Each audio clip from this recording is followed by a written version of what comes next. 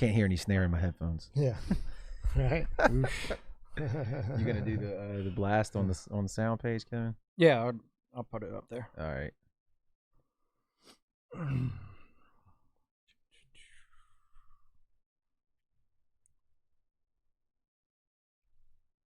There we go. Turn that volume down. Every time. Man, we got so much alcohol in here. Yeah, we do. Pretty cool. I feel good about it.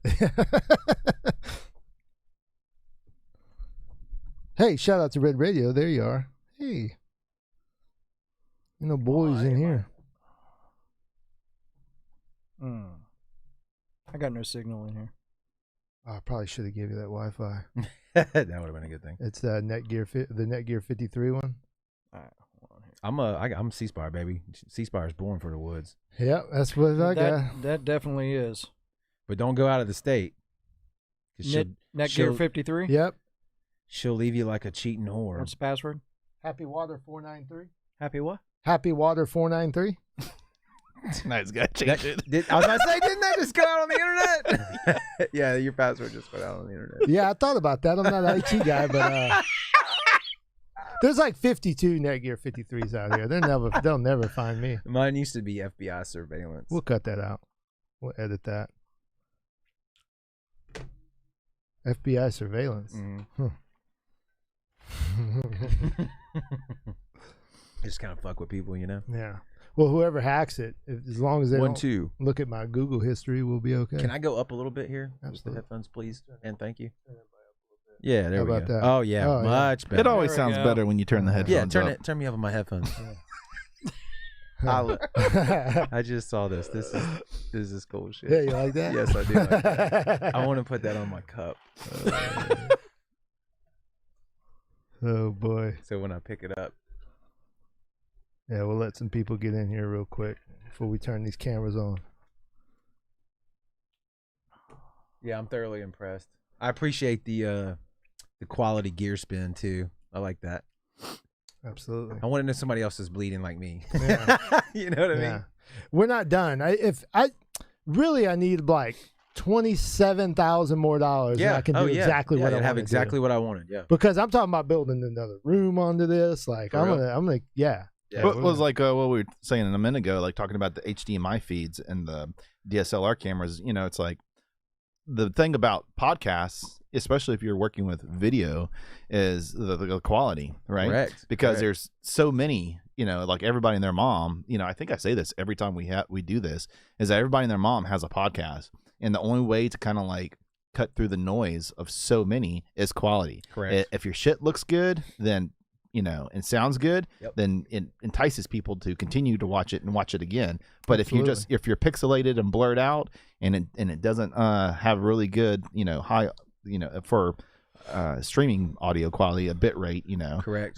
you know, it's going to sound like crap coming through the car speakers while you're commuting to work. I mean, it's, you know, you're just going to end up falling into the background with everybody else. So it's like we have to strive for the best quality. And that was kind of like one of the things that kind of, when you're talking about the microphones, I was like, when he got that and I could hear the difference, it kind of lit a fire into my ass. I'm like, well, shit, you know, I got to catch up. this it does make a difference to have that broadcast quality, like straight off the bat, and not have to like fight it, because you know you're saying like, yeah, it's a pretty penny, and there's other ways to go around. I've looked at other ways, like the Rode mics, pod mics, right? So they're like $100 or whatever, but you have to buy the Rode. They make a mixer for it, The podcaster, yeah. yeah, and then inside of that there is a preset for those microphones that makes them sound equivalent to this. I got you. So yeah, they're $100. So yeah, you buy four, you know, for a table. Yeah, $400. You get 4 mics for the price of one of these, but you still have to go buy the fucking mixer. Yeah. You know, Yep. and that's like another $400, you know, dollars. So Yep. It's always like, if this then that is what the way I look at it. You know, you do this, then you got to do that, and if I don't do this, then I got to do that. So it's and all of it is expensive. So that's what I've learned from it. Well, there's a good thing that you guys got plenty of money. Thank you guys for being here. Holy crap. That one's on him. Yeah, he's got a good credit. I heard he has like a 720 credit score. That's incredible. We can't even touch 700 out here. Thank you guys for being here. You guys are champions of the local music scene, legends in the making. So much so that you guys brought us a candle. Smells like whiskey. Yeah, dude. We're trying to do high level Smells shit. like whiskey. Trying to do high level shit. we got $478 worth of bourbon in here. It's We do have incredible. that. Yeah. What do we got? We got the Buffalo Trace. I got my Coke Zero, so I'm Yeah, good. there you go. Kevin's And your going. trusty silent trust koozie. That's it. But we'll start off with I think we got an award ceremony we're about to get going. Mitchell, if you want to take the helm on this one. Yeah, I worked all week on making this. Okay. So many coats and layers of paint on this. What do we got? What is this? This is the #1 award for the best local supporter of independent music on the Gulf Coast. Hell yeah, man. Hell yeah. Thank you guys. We appreciate that. Love it. Absolutely, dude. That's awesome. Absolutely. That's awesome. Real gold. It's I'm gonna hold on to that. I'll take that. I'll take that, dude. That's going in the studio, 100%. Yes. That's going And on it the will. shelf right in the studio, and we're gonna support that and show it off proudly. Yeah. Thank you, Absolutely. man. Yeah, Thank you. You guys have been, going to bat for local bands for, forever since, I was a kid, Kevin, Kevin. And I was like, well, shit, let's take this trophy from 1998 and put an old webcam on it that don't work no more, you know, and yeah. It looks love like it. something from 2001: A Space Odyssey. Yeah. It looks a little bit like Hal, if I think that's his name. Yeah, it I is. had to prime it. I had because the damn gold paint wouldn't stick to the Logitech paint, so I had to prime it with like white paint and then repaint the whole damn thing. Yeah, I Yeah. like that. Yeah, we were Super cool. we were trying to actually figure out a way to make the actual cam spin around, you know. Yeah, that's awesome, man. I love that. Keep drinking it, Will. Yeah, drink it up, it'll turn. Yeah, because Glass case. I remember being 16, 17 in the parking lot of CPR drinking vodka with the boys, got the Hawaiian punch and going in doing the homegrown show and Kevin taking a deep That was breath. big, dude. That was big time. That was big time when you did that. We walked in with our chest pushed out, man. Yep, we were yep. like, we made "Oh, it. Yeah, this we is made it. it. We're rock stars. Dude, this is the same place that plays all the Skillet songs. Like, we fucking made it, bro. Fucking get out of here. Give me another drink. Oh man, Give me that red party Kevin, cup. can you comment on that? What's the deal there? with which part? The Skillet songs. The point that he was 16 coming to be on the Yeah, show and also making true. me feel old, or Also the skillet part. I'm 34 now, by the way. Nah, I'm gonna tell. I mean, and the homegrown show, well, it's back. But that was fun, and I get a lot of credit that probably shouldn't be mine because I didn't start the show.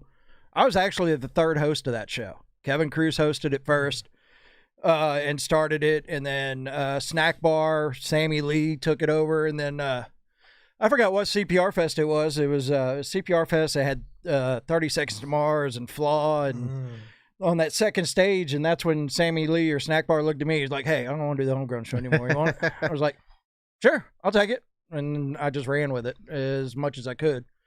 So, and just let it grow as fast as I could possibly make it grow. Yeah. Dude, And when you're Then I got in trouble and it went away. oh shit, are we gonna go there this early in the show? Shit, I thought we got to earn that. Thought we'd have to wait a little while to Too get soon. Yeah. Save the I'll save that story for a little bit don't- later. But seriously, if you guys want to talk shit about anybody, this is the spot This to is the do spot. it. This is the place. This is a safe zone. I you like know to what I mean? like to breed love, not hate, man. That's it's true. It's too much hate in the I world. support right now. that. Yeah. Not really, but seriously. I do. Yeah, you know.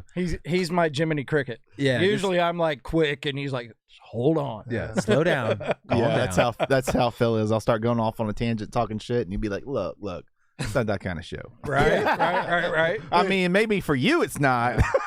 Make it personal. I'm ready to call some motherfuckers out. Let's do it. I've got the opportunity right here to fucking do it. Let's do it. Let's get some shit talking in the comments. How about that? But Kevin, like, so I just wanted to ask you, like, could you explain your level of dedication to local music? Because not many people, I think, really, have that, understand that kind of commitment as much as you do for the local bands down here. And he doesn't play an instrument, which to me, honestly, I bring that up because that makes it more special, right? He's not promoting his band. He's not trying to be in the scene because he wants to be your guitar player or any shit like that. Like, he's just a fucking fan of music. Can we say fuck on this show? Yeah. All right, good. Because Hey, I already we did. can do some weird stuff on this show, dude. So I guess I'll put it. I was a little greedy when it first started. I was still fresh and new to the radio station. They're like, "Hey, you want this show?" And I'm like, "Well, fuck yeah, I do. I mean, I want anything that you can give me." And then it just grew, and becoming friends with the musicians on the coast, and dabbling in a little bit of, "Hey, I'll be your manager. I want to hang out," and stuff like that. And then it was just kind of, you got to learn to appreciate the local music and the local musicians because of the level of intensity and loyalty and everything they're putting into something that you never know, may not go anywhere, but most of the time it doesn't. Right. But they're enjoying it, and that's what they do, and that's what they want to do. And it may be a hobby to some. Some may be get lucky and get some sort of notoriety out of it. But my whole thing is it's all about passion. And musicians are passionate about their music, about what they play, and doesn't matter the genre, doesn't matter the style of music, it doesn't matter. They're just passionate about it. It's my shit. I created this. That's what it's all about.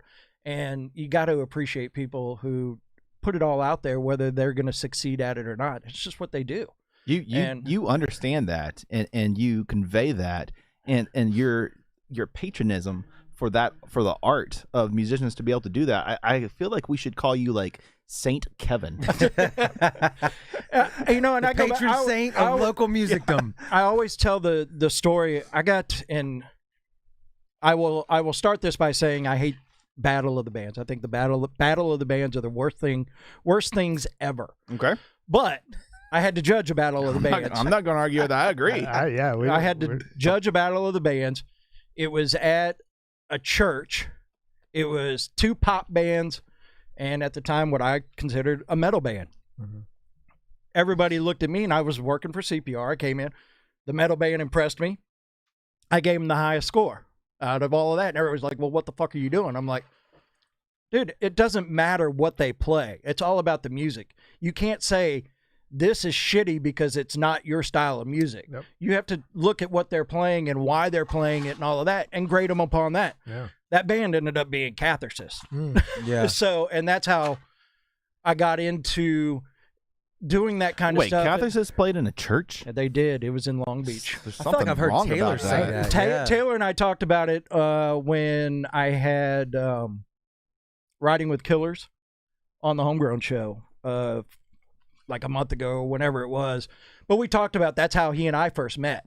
And I can't remember who all was part of Catharsis at the time. Ever rotating door of people. Right. Yep. But it's... Including Phil over here. Oh, yeah. I forgot about that. You were, weren't you? What's that? You were in Catharsis. I don't remember. Yes, you were. He won't comment on it.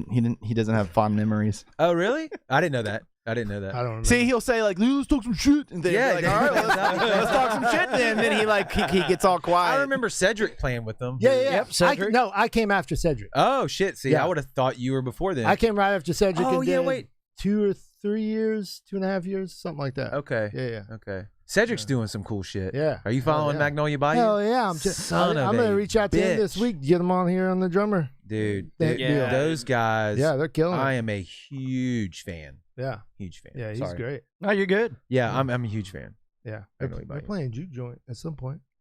Well, they played Juke Joint in November. They may be coming back and they got another one. Good for them. Yeah, no. I'm gonna go there and get drunk. So go. Yeah, I'm surprised. Going back to what you were saying, Kevin. You're saying it doesn't matter what style, what genre they were gonna. It really doesn't, and that's one thing that I like about doing the sound is, yeah, we're rock focused, but Daryl Saunders was on it a couple weeks ago, dude. Killed it. Which is an artist or a musician out of Gulfport. Aretha Pittman's been on there, a country artist. We've had Derek Norsworthy on there, country. Morgan Tyler. Yes, country. So it doesn't matter. And I grew up, my dad was a fan of country, so the Statler Brothers and Willie Nelson and all of that.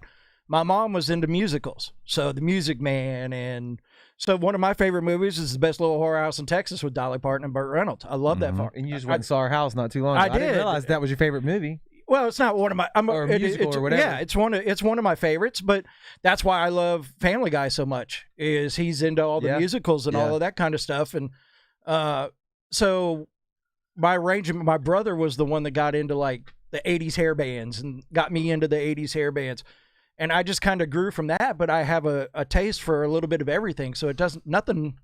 I don't think there's any music that I can't listen to.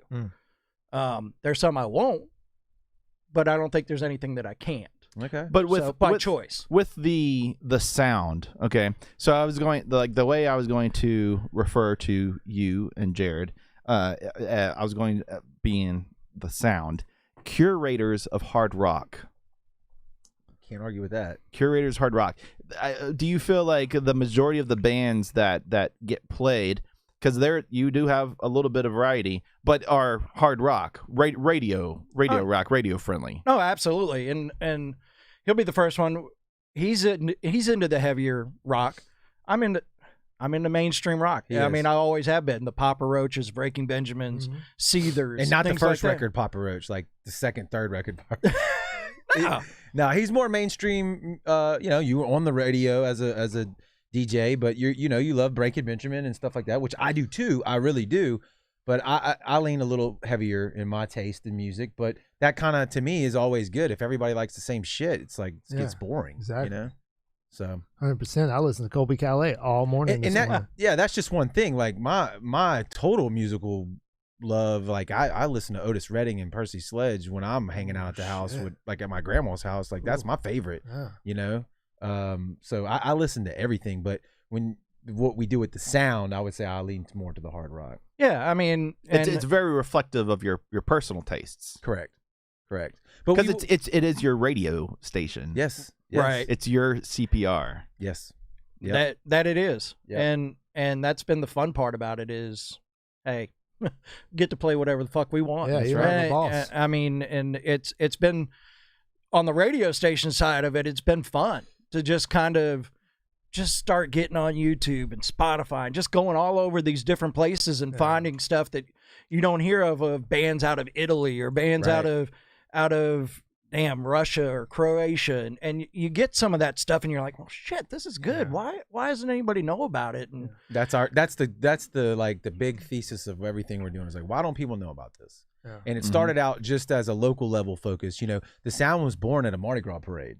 We've talked about it before, but that's I remember you telling the story. Yeah. I also saw the interview you did with Jason Robbins on Open Micers too. Yes. Yeah. He asked about a lot of the origin stories, but it was the D'Iberville Mardi Gras parade. Rest in peace. We're not having it this year, Phil. It's done. It's tough, man. It's done, dude. What are we gonna do, bro? I'll tell you what we're gonna do. We're gonna have our own. I'll tell you what we're gonna do. What are we gonna do? I can't tell you. But but I'll tell you later. But I can't. Yeah, no, we're gonna do some shit in here in the first week of February with some horn. I threw a. Do you remember? Did you go to the concert I threw in my backyard about Kevin? 10 years you just ago? like show up and you're like, what are we doing? Yeah. When? What? I mean, it happens all the time. It's like what now? Yeah.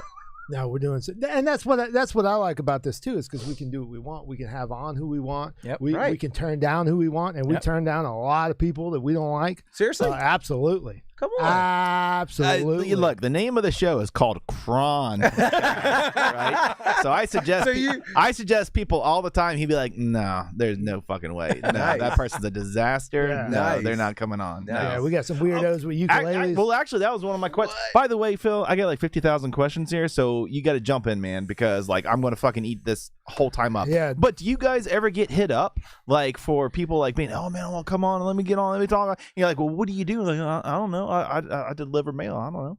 And you're like, well, why do you want to come on? Come on, talk rock music. Yeah, we have a big problem. Do you have people that just like hit you up like out of blue, like that we haven't. Yes. I would love for somebody to say, you know what, I want to sit down with you guys and just talk music. I'd be scared. I'd be all about it. I'd be all about it too. But these guys are like, have you ever heard of this guy called Alex Jones? I want to talk to you about chemtrails. And are you serious? Yeah. Oh, I'll show you some messages through Facebook though. What's the medium here? Absolutely. Yeah, I guess I don't know. Maybe we're not approachable. I don't know. I don't know. I went to St. Martin. A lot of rough characters. Yeah. So these are people you know. Yeah, that's different. Yeah. Like, Phil, we knew you were going to be a big deal. Yeah. I was like, I told you. I've been telling you for years. Told you. Yeah. No, we've had people reach out, but it's always been musicians. Like he mentioned, Daryl Saunders is. I don't know if you. Probably didn't catch it, but he's I don't even really know. He called himself Southern Soul. Yeah. Like Southern Soul. Not what we play, but he sent us a message on Facebook and was like, guys, I'd love to be a part of what you're doing. And we said, yeah, let's work something out. And because we do get a lot of people send us stuff, and then we're constantly answering emails, kind of fell through the cracks. And he sent another message like, hey guys, we had talked about it, but you never set a date. And I felt like an asshole. And I'm like, here, the next show we're doing it, you're going to do it. And we had all these rock bands lined up. And then we had this guy who's like, he's from Gulfport. Southern Soul is what he, quantifies his music as. And Kevin and I are looking at it, was like, this isn't exactly how we would have stacked this, but I'm not going to tell this guy no. We told him yes. And he comes on, man, and we're doing it through the internet again, which sucks, but it's better than nothing. And he's super cool as shit. And we play a song, and like, I loved it. I loved it. So then I go on his Facebook page and start stalking his shit. And he's playing at that jazz bar in D'Iberville. What's the name of it? Satchmo's. And I'm like, there's a whole nother culture of music at Satchmo's that we're not privy to, that I'm like, we're infiltrating Satchmo's. Yeah, jazz Sarah shit. B. People getting down on the bass. Didn't know about that. Yeah, exactly. Now you do. Yeah, it's like a bee cross-pollinating plants. But that just gives you, so you can run down the, I don't remember everybody that was on that show, but it started off with Jason Beeler, who had Beeler Brother Records and played with Saigon Kick in the 80s, followed by Daryl Saunders, followed by From Ashes to New, and then I forgot who else was. Silent Trust was on that show, I think, too. So I think it was those four. We had to figure out where we're going to take this Southern Soul guy and put him in between all of this. But that's the cool thing about doing something like that. Who gives a fuck? That's right. It's music. It's music. So music is music is music. True. So That's true. Talking about, sorry, no, but you had mentioned like playing like the music on the show, and I noticed like when I watch sometimes the music's not there. So when you watch the replay, yeah. So when we do it live, and we're getting away from that, we really are. So if you watch the last couple episodes, we do kind of the grudge match, and then we don't play that much music after that. We do some interviews, we have some acoustic stuff, but when we were doing strictly just the videos live, you'd be able to hear it. But then by the time it reloads and the Facebook algorithm catches up to it, it mutes it. He cuts it off because we don't have the rights to use it. Even though we had the fucking band on with us talking to us about the song, and then we played it. But it is what it is. Facebook mutes it. We go live to YouTube as well and Twitter as well. YouTube has a different policy. They don't mute the song. When we end the live stream, YouTube figures out who owns the copyright through the algorithm. They already know. And they just say that they don't allow you to monetize your video, which we don't. And a lot of times they will tag the owner of the music in the comments or in the description of your video, which is genius, right? Because now that artist has a link in the description of the video to their music, right? Which seems like a fair trade, right? I'm not paying for the music. I'm using it on my show, which our show is not. We're trying to promote the artist. I'm not doing like a daily vlog where I have your music as just like background noise, right? So it doesn't mute it, and on the replay you can still hear the songs. But that's what Kevin mentioned. Like, we want to play videos, but they're muted on the replay, so it's kind of like, what do we do? Right. There's no appeals process. There's no, hey, we would pay $10, $15, $20 a month to have free reign to be able to play whatever videos that we wanted, but that doesn't exist. So. Right. I mean, we pay on the app and the radio station. We pay the licensing fees on all of that to be able to play that. Even though they said you could probably get away without paying it, and we're like, no, we're not going to take a chance, and we're going to pay it because And that goes back to we just want to support, and when it comes to and promote, and so like when Transient came out with your stuff, I'm like, God damn, dude, we got to play this and we got to pump the shit out of it. Yep. And I'll go back to, we don't care because I got merit badge on there too, by the way. I'm just letting you know. Hell yeah. That Thank you, Kevin. it is, which the video that you guys did, I'm just going to go, I haven't told you this face to face. The video you guys did, for Itana. Yeah. Yes. Love that fucking video. Thanks, man. Yeah, I want to punch him in the face when it's on. but Hey, people thought that was real. People were like, dude, you're an asshole. And I was like, dude, that didn't really happen. It's like you notice as acting, right? Yeah. Like, I did it like 10 times. I threw that bottle. But that's the best thing about the radio station part of it is, we're playing independent music. We're playing some signed artists and stuff like that. But we've got that loud and local part that's an hour every single night, Monday through Friday. And I don't get picky. It's got a tag on it that's called, when the song, it's got a tag, it says local. All I do in that show is I throw it in, it says play local. Yeah. I don't pick what plays on it. It just automatically rotates it, because when I had the displeasure of hosting all these Battle of the Bands that CPR did and got fucking blamed for every band losing and rigging them and all that kind of, I was like, you know what? I'm not showing favoritism in this shit. So I'm not gonna say that. Go for it. Go for it, asshole. Jared's got better feelings. Didn't you? No. No. Yeah. Did you? I did. I already know where he's going. So I got fucking shit-faced drunk. What show are we talking Imagine about? this. So it's a Battle of the Bands. It's at the IP Casino in Studio A. Yes. I got shit hammered. drunk. Hell yeah. I mean, bad. And I announced the wrong band. That's as the winner. So Castor Troy was the winner. I announced Joshua's son. Yeah. Oh, yeah. boy. And you talk about a shitstorm when he had to fucking pull that back. Brad and Chris. Are you sure you announced Brad the and Chris? wrong one? Oh no! Damn! Y'all need like a smoke emoji. Sorry, Marcus. Brad and Chris from Three Doors were the judges. Brad came down and took the mic out of my hand and announced Castor Troy as the winner. So, and Kip from Budweiser grabbed me and took me up to the hotel room and put me to bed.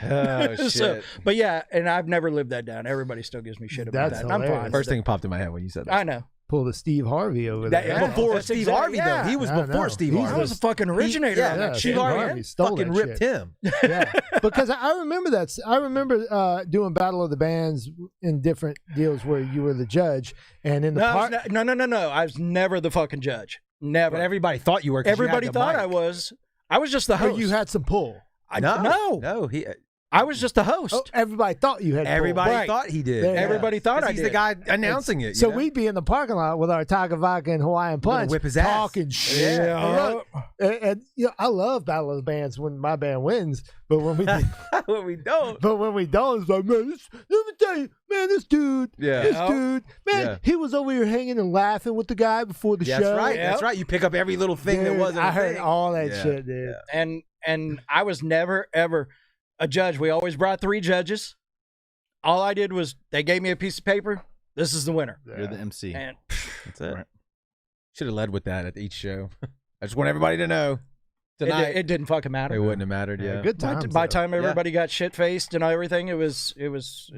But now with the live streaming, like you were saying, like on the show, I mean, this was brought up a couple episodes ago, but you know, what is it? It's like 0.001, right? So like it's that. like you'd think they would have made it really, really easy, you know, for any copyrighted song to play to say like, okay, you owe us 0.008 So I'm saying we would pay a you know, prescription. for your 1 hour, 2 hours of playing live. I mean, it's like, is it really that difficult to charge 0.008 cents for playing 20 songs? I mean, like, send me the fucking bill. Correct. Yeah. You know, make it a subscription kind of thing. We'll pay. It's we'll pay ridiculous Spotify to, like, prices.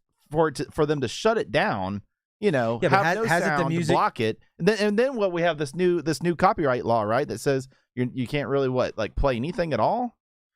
I'm not sure what you're referring to there, but hasn't the music industry been 4 steps behind technology since 1996, 7? Yeah. I mean, they've sucked the entire time, so I'm not surprised by it. Yeah, you know, it's getting worse. but I mean, when you're talking about artists not making money off of record sales anymore, why this new live stream? Whether you're talking about us, who is an actual music show trying to, you know, we're essentially just TRL, but not as good looking as Carson Daly, you know, that's all we're doing, you know, but there's also other things that You're are like, way more buff than Carson, Daly. right? Yeah, but he gets probably way more checks than me. It's that medium shirt he's wearing. Yeah, that Silent Trust shirt, by the way, for the record. he was doing push-ups outside before he started. I want to look jacked. But what about like all your gamers now? You know, that's way bigger streaming than what we do. And they play music in the background and they run into the same type of shit. So why not kick out that 1 cent to the artist, right? Right. I don't know. It's just mine. It's my 2 cents. It's dumb. Your 0.00001 Yeah, 1 cent. Yeah, exactly. My favorite episode that you guys did was with the deep dive you did with Chad Kent. Yes. Oh, really? Yes. Okay. And so before this all got started, when he was like, "Hey, I want to do this," that episode that you did, I was like, that would be excellent if we could do something like that where you could do the deep dive. And so when we started this, it was kind of like, for me, it was kind of based off of that, where you just get the musician on the other side of you and you sit down for like 2 hours and talk to them, be like the bands that you were in, growing up. Did you come from a musical family? Where are you going? What projects are you working on? And because you don't really get to spend 2 hours at a bar after the band plays and everybody's drinking, you get like to say 5 minutes, good job, guy. Correct. Right? When are you playing again? Correct. And that's it. You don't really get to, the composure that goes into this is what got that person to this point. Yeah, that's where this show started, was we wanted to do just what you just said. And the Chad Kent thing was, Chad's a little bit older than me. I'm 37 right now, and I have played music with Chad since 2009. We had a little bit of a band going on. It never kind of all the way came out to fruition. We got some songs that we recorded that are out there that we played with the Castle Bravo stuff, eventually became that, and played it out. But I'd heard the Adam Ship story so many times, the real story, the like not on camera, this is how it all went down. I'm like, man, this is just such a great story. And they were so big. I mean, that Adam Ship record is my personal favorite record of the local music scene, but it's like top, 10 of all records. I mean, that album's phenomenal. I mean, the fact that it came out of Ocean Springs, Mississippi. Yeah, it's really easy to listen to. It is in the sense of like just loving it, right? But like it's technically complex in a lot of ways, right? They did something, and so we're like, let's get him on the show. And like I say, I know Chad, and he's like, yeah, let's come on and talk about it. And that was a fun episode. Yeah, that was one of my favorite. Yeah, and since then the show's kind of evolved a little bit. We do now more national bands, as far as, because again, COVID hit, we lost our studio, we couldn't local bands aren't really doing a whole lot of stuff right now. There wasn't really anywhere else to play, and then so we were forced to go onto the internet. So by the fact that we did that, then we started being so, well, hey, we're on the internet already anyway. Kevin moved to Pensacola. Why don't we just shoot an email to XYZ band and see if they respond? And they did, and they have. And so now we're branching out there. But we do want to get back to, like you just said, like long format 2-hour conversations with local artists as well. So it's cool to hear that you appreciated that, because we don't get a lot of feedback on our end. We just put the shit out there and we don't know. That's all we're here to do tonight. Yeah, we don't even really know how the local music scene, other than, hey, like you just said, like pat you on the back of the show, when do you play next?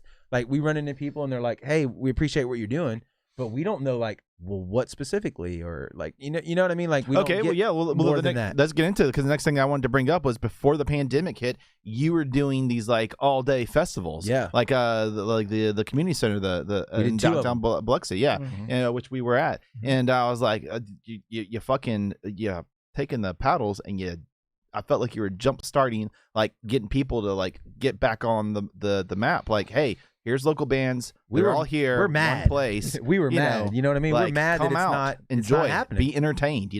But yeah, so you were doing that, and I'm looking at this. I was there, and I'm like, this is gonna turn into a big fucking deal.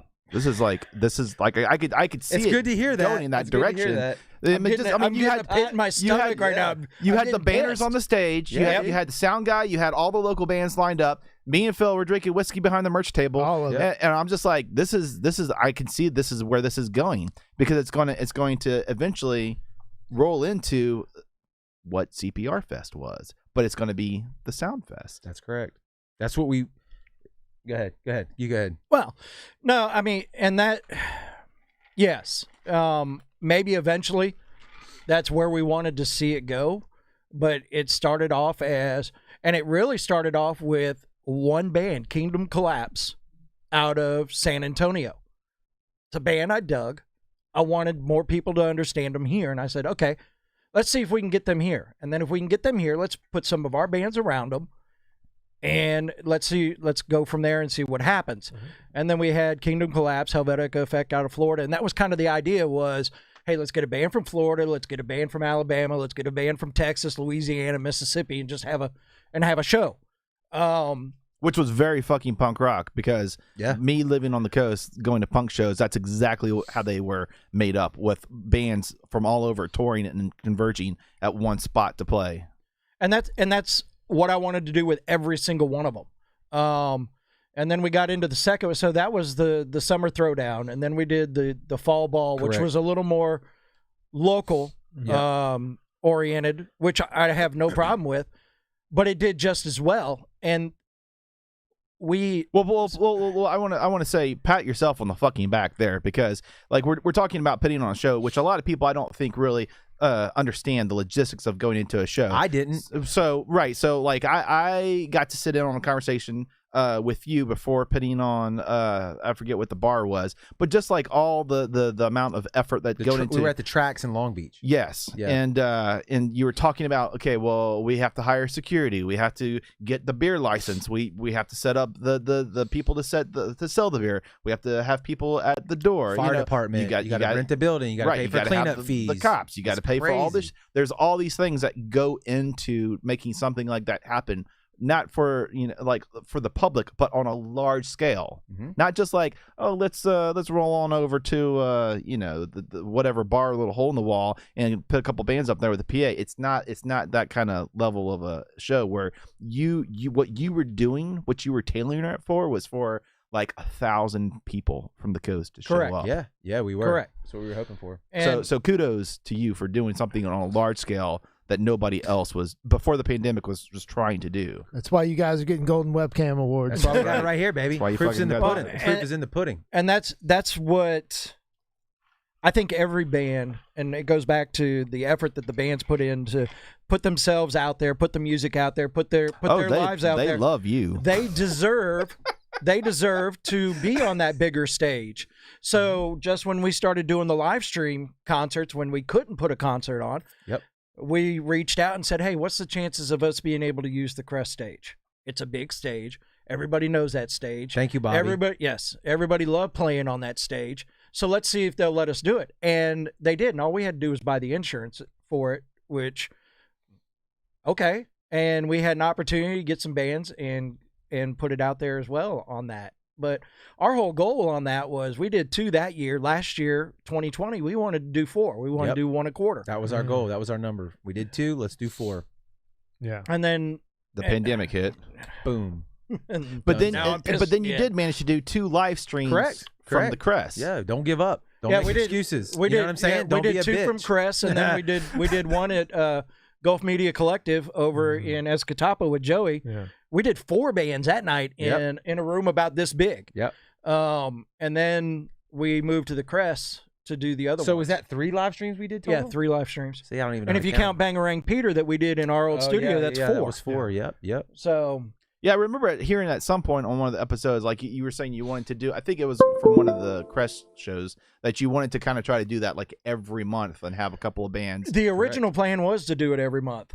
So of course I'm going to ask what happened with that. What happened with that is real life and real jobs got in the way for the holidays. So I run Academy Sports in Pensacola. After Thanksgiving, from Thanksgiving to Christmas, you're out of pocket. It's almost done for me. So we couldn't do one in December, and then January is here, and we haven't even thought about it. But then we were like, hey, maybe March, April, we can do something actually live and have people there. Are you talking about why didn't we do 1 a month for the live streams at the Crest? Yeah. Well, logistically, they no people could come in. I think we had like 10 at one time, that could come through the doors. It was costing us like $250 a live stream to do that, because the building required us to cover. I think the camera turned off. That's our life. That's what happens. Yeah, it happens. Who gives a shit? Shit happens. Nobody wants to see my face anyway. You want to do a double cam? Let's do a double cam. Wait, let's just let's get which one's Jared's? This one? Yeah. Sometimes you just turn it off and turn it on again. Nope, that's Kevin. That's all right. You can turn me off. That's fine. We'll get it going. There he is. There we go. That's we might have to do the same thing with deactivate and activate. Go ahead. I'm gonna. Yeah. I'll just keep talking. Doesn't matter. We were paying $200-something per one of those events because the building required us to have liability insurance in case Kevin wanted to do a front flip off the stage and laying on his face, Really? And there wasn't anybody in the building. Joey Miller was donating Gulf Media Collective. Big shout out to him. Donating his time. He wasn't getting paid. He was carrying all his shit down there and running great sound and sending us the signal to pipe out to the internet, right? It was just a lot going on. Yeah. And we're hoping too, it's like, let's double down and focus on what we're doing so that we can get back to our studio. We've been searching for our studio for a year. Shit's expensive. Where do we go? Is this too far away? Yeah. Do you want to do it in your house, but not really? Yeah. So we just kind of adjusted our focus, and that's why that didn't continue on. But we could do that tomorrow at the drop of a hat. Yeah. Really. But we want to get back to like live with a crowd, people there in that vibe that's associated with a real show. Yes. And I hope that COVID is dying down enough that we can get back to that with this vaccine coming out and everything. And the studio that we're going to now, we're in the jam room over there, and I guess we already announced, it doesn't matter. On Gordon Flow Road, we haven't started filming there yet for our shows, but we're gonna have live stream shows just like we did at the Crest. We're gonna do that there in the jam room. You're gonna have that's not gonna cost us shit. Like live bands in it? Yes. Oh shit. With a crowd, with people getting skanky. Oh, that's gonna be cool. Yes, that's gonna be really cool. That's right. Yeah. The one of the main things, y'all are like a huge reason why we're even doing this. Yeah. Because I came on y'all show right when y'all first started. Dude, that was so much fucking fun, dude. It was so cool, and I'm like, man, that'd be cool. And I was talking to Mitchell, like, I wish like different people had more time, like to get into like the deep shit about themselves, because there's not an opportunity for people to like get to know the artist. You know what I mean? Like, and so we were trying to fill that gap. We wanted to just have, and we were lazy. We didn't want to have 5 guests on and be rotating people out. We wanted to have one guest, get the juices flowing, and do a 3-4 hour, and that's what we've been doing. Yeah, and it's deep been, dive. Yeah, it's been incredibly rewarding. It reminds me, I don't know, probably none of y'all watch Charlie Rose. Anybody ever watch Charlie Rose on PBS? That's what he did. He had a black table. Everything was, like a dark cherry table. Everything was blacked out behind him. He was on PBS, dude, and he would talk to actors, politicians, whatever. They would talk for 2 and 3 hours. No frills, no nothing, just conversation. Yeah. And I love that show. Yeah.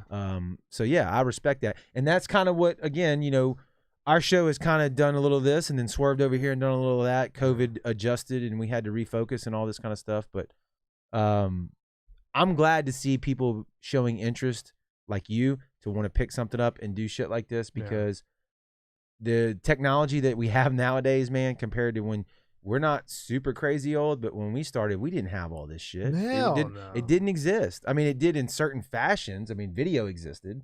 The internet was there, but you couldn't set it up like this in a table at your house and pump it out to literally the entire world. Yeah. It didn't exist. Yeah, so. Literally like a week ago, we got an email, the transient I play with from New Orleans. We got an email from some Sony whatever record label, and they're like, hey, can we talk to you guys about a distribution deal? And we're like, we don't give a shit about you. Like, we got the internet. Can I speak to that, though? Go ahead. No, I was just agreeing with it. We've talked about this. Kevin and I have mentioned it before COVID. Before you could not go into a bar, it's like, look, guys, y'all got to start taking advantage of the internet. We're talking to local musicians, right? You have to. COVID, made us look so much more right than we already were, right? Because the old school way, like when we first started playing music, you form a band, you write the songs. What do? Right. You get in a van, you drive over to Thunders, you drive to Slidell, New Orleans, whatever, and you do that Friday, Saturday. You just keep touring, and you try to build your fan base, right? Yeah. And that's fun. Live shows, there's nothing that compares to it. Absolutely the best thing that there is, right? But nowadays, with these cameras and the internet the way it is, just a space like you got right here, I hate to say this, but you need to build your fan base first on the internet. Absolutely. I hate to say that, but it's the truth, right? Yep. That doesn't mean don't go play live shows once COVID is gone, because you can't right now, right? That's a weird animal. Yeah. But build it first in your house or in your practice space or your jam room or your your storage building that you play out of or whatever. Right. Do daily stuff. If you're serious, Yep. if you're not a hobbyist, if you're serious, you should be going live. And if you don't have the equipment, go live from your phone. Yeah. Show your practices, show yourself writing songs, whatever. Put that shit out there every day and stay in front of people's face when they're on their phone. When we first started this, one of the better bands that was doing that, and they're not doing it as much now just because they're going through some changes and stuff, was Jupiter Pilot. They had their little storage shed right there on Lemoyne Boulevard, and they would do their rehearsals and go live there, do some Q&As with anybody who wanted to ask them any questions or anything like that. And it allows you to build that relationship with your fans. I don't care if it's 4, 5, 2, 20. But you're building that relationship with those people. What are those people going to do? Hey, I know these guys. I've learned a lot about them. I'm going to go see them live, and I'm going to bring some friends with me. That's right. And I think that's the whole point of helping rebuild anything that the Gulf Coast is going to do local music-wise is these people need to know a little more than just the fucking music. Absolutely. They need to just what you guys are talking Like you said, about, the deep dive. doing the deep dive and learn what makes these people tick on the reason why they write the music that they write. They write the lyrics like this because, you know what? He went through some shit in his life. He's writing about it. And you know what? I know about that. And you know what? I'm going to go support him because he got out of the shit that he was going through and he wrote the music for that. And I'm going to go support him for that. Not everybody's going to be like that, but you're going to have those loyal listeners and those loyal fans that do that. So, and I think content that you can put out to your fans and just seeing some of the people that do the live streaming concerts on their own. Like last night, one of the guys that we've had on the show last time was Reed Henry. Yeah. He did He's big on doing that. Yeah, shit, he did a live streaming concert a last paid night. event. Yeah, he did a paid event. $3.99, and he did a 45-minute set. He did some of his My Darkest Day stuff. He did some of his Dead Set Society stuff, and then he did his own stuff. He had like 40, 50 people there, but at $4 a head. Right. So he made a little bit of money, and he was able to talk to these people and go give them a little bit of history behind each song, what it was about. So they understood him a little more. They understood the music a little more, and I think that makes them a bigger fan. Yeah. Yeah, because ultimately I want to relate to something. I found myself many late nights watching Jupiter Pilot's live streams and stuff because I felt like I was hanging out in the room with him. And I was and that's really all I want to do is hang around in somebody's band room while they're jamming and drink beer. Like that was my main shtick. So I would find myself watching them. And I wish, well, I'm kind of glad we didn't have that. Yeah, exactly. Let me take that back. I'm kind of glad we didn't have that. I am too. Shit. I am too. Ooh, I wouldn't be working right now. With very little technical difficulties. Yeah, which was actually in my notes, like to talk to you guys about, because like I know you guys have your fair share of technical difficulties where like the microphones don't work or whatever. Yeah. We've got multiple shows that just like this shit happening right now. It's like your pain, camera. bro. Yeah, like I don't know if the cable got nudged. All I know is the light went out and I heard. Yeah, and then the resolution was too high because before you got here, I bumped all the resolutions up since we're only it'll crash working with 4. Yeah, and it's like you're pushing it. You can't change the ISO on these things. So. You can't change the focus, and if not, it gets pissed off. Oh, yeah. There you go. Yeah, I mean that's what happens to us. Like we're sitting here, we're doing nothing, and shit just cuts off. It happens, and we talked about that before we went live. Yeah. But you know, the whole technical aspect of this is like learning how to play guitar. I mean, you got to learn all what the cameras do, how to get them in the computer, how to stream it out, how to get it to multiple places at once. And we're very comfortable when problems arise now. Yeah, like we can fix them. Just really chill quick. out and roll with it. Yeah, right? we've gotten to the point now. We go into every show, something's going to happen. Mm-hmm. Yeah, we're prepared. If something happens, just keep rolling. Yeah. And then we'll figure it out as we go. And if we never figure it out, oh, well, we just keep going. Oh, yeah. I just spent 5 minutes like trying to diagnose like what the problem is, trying to get the camera to reactivate. And it's like, it's not going to happen unless we reboot. So it's like, we're just going to, we're out. We're going to roll with this. Not rebooting. It is what it is. But so my next question, Kevin, is kind of like a two-parter where I wanted to ask you, do you feel that the radio business is a dying business? Ooh. Front dun, bun. Yes. I think Because we're sitting here talking about everybody can do this. This technology is at your fingertips. Anybody with a bedroom can do a broadcasting medium now. So what does that mean for radio, for TV? I still think somewhere along the line there is always going to be room for radio. Because I can go into my room and do whatever. You can go in yours, you can go in yours, and you go in yours. But there's going to be people that don't know how to do it. There's going to be people that don't want to do it. There's going to be people that just want to sit on their couch and turn on and tell Alexa, hey, turn on whatever station, and they're going to listen.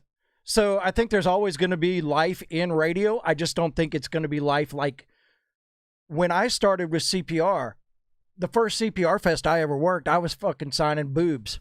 I mean, what the fuck? And women? Right, yeah. Men too.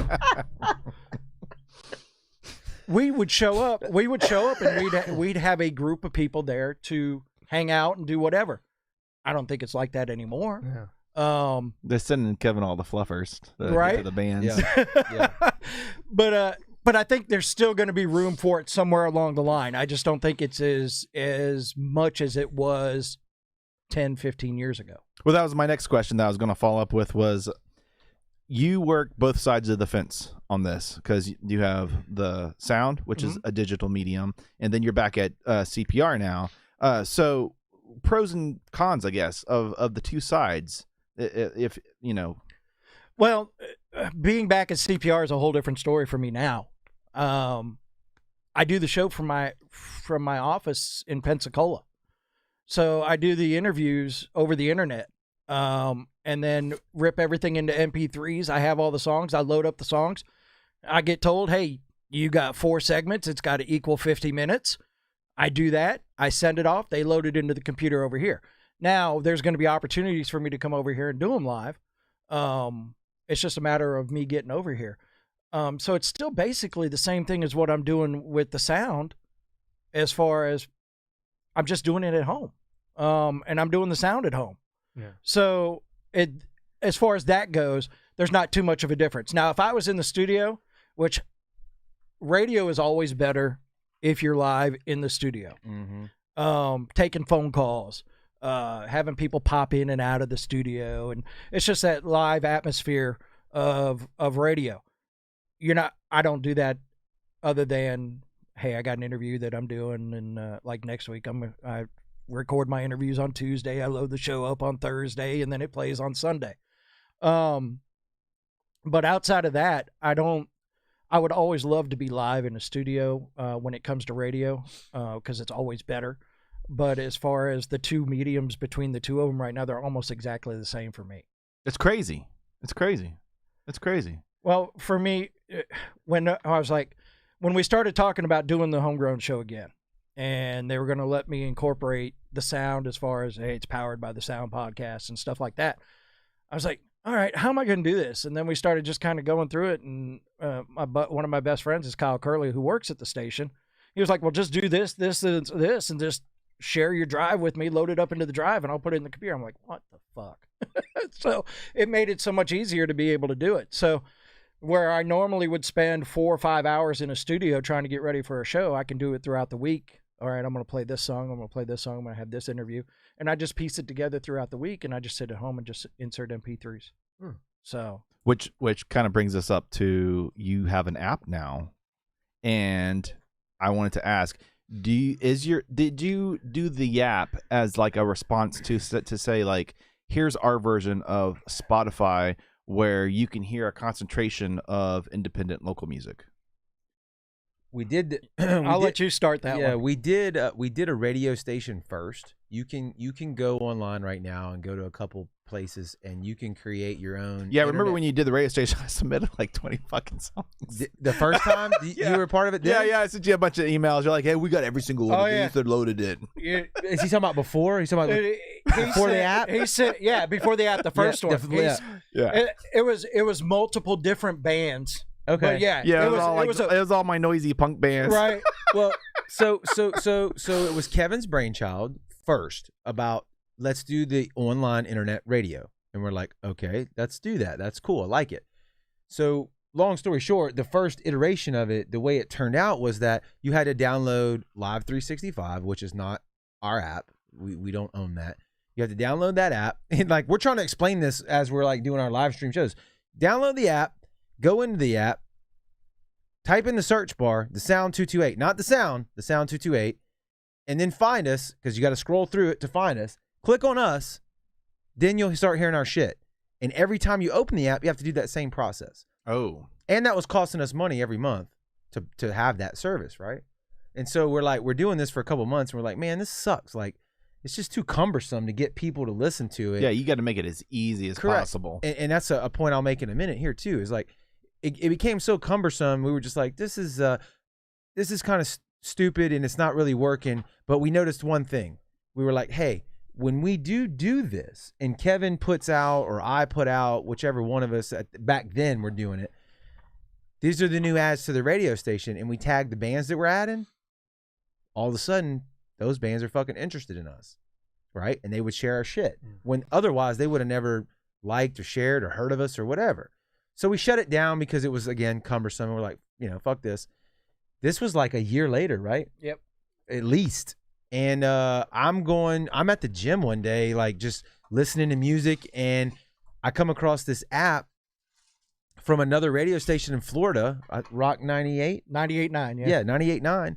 And I'm listening to their shit, and I'm like, I saw something on their Facebook page or something. I'm like, they got their own app. This is interesting. Click on that. Start digging deep, and I figure out the company that they're using. So I'm like, well, let me email them. Long story short, I figure out we can have our own app. So it cuts out all that cumbersome bullshit, and it's our branded stuff on your phone. So when you go to the Google Play Store or the Apple App Store, you search the Sound 228. We have to put the 228 after it because obviously the Sound is such a generic, name. Right. It will never show up. So we added the 228 to it because we want to be rappers, for one, like the 504 boys. Represent. Right? You know what I mean? And but so you do that, and now when you download our app, our brand is on your phone, and you just click on the app and you hear all the music that we're streaming. And inside of that app, you get our Facebook page, our Instagram account, Twitter, our on-demand shit, which is just the Homegrown Show. If you want to just listen to that, you can just listen to our audio podcast. You can buy fancy hats like you're wearing. $74.99. Yes, that's right. If you use promo code KrohnKast, you'll get it for $73. Promo code KrohnKast. But and these are hot off the presses tonight. I didn't want to bring it up. You did. But so yeah, so we did that. But the point I wanted to make is that even though now it's our own app and you can put it on your phone and all that, and it's pretty easy, it still doesn't get the same response as the bands, at least locally, when they hear it on the radio. Do you agree with that? As far as their response. Whose response? The bands? Yes, correct. I feel like I see them tag it, like right. I think in our minds, it's still that radio is more real or well, that's what I was trying to ask earlier, if you felt like the radio was a bigger, broader general audience than the the Sound, is a very specific narrow no absolutely audience, yeah, because it's digital streaming, right? And the radio station part of it, or the app or whatever, yeah, I mean it's much broader, it's much more I don't know if I'm trying to think of the right way of doing it other than... Well, you said it earlier, too, though. You can just jump in your car, like you said, the older person or the person that doesn't want to go through the phone and hook it up. Maybe you don't have Bluetooth in your car. Maybe you have to go through the aux cable like I do. Like maybe, you just turn the truck on and the radio is there. Right. So right. that instantly makes it easier. Just like the first iteration of the app for us was too cumbersome. The easier you can make shit for people, the more likely they're going to use your stuff. Yes. Yeah. Right? I'm gonna have to look up the definition of cumbersome after this fucking thing. Sorry. It's a song. Yeah, as 7 Mary 3. Shout out to St. Martin High School. It wasn't 7 Mary 3. Cumbersome? Was it? Yeah. Fuck. Yeah, Okay. that was 7 Mary 3. I like the best song. All Yeah. right. I was going to say somebody else. Yeah. Did you just fucking question me on No, because you're usually always right about that shit. I'll give you that. Yeah.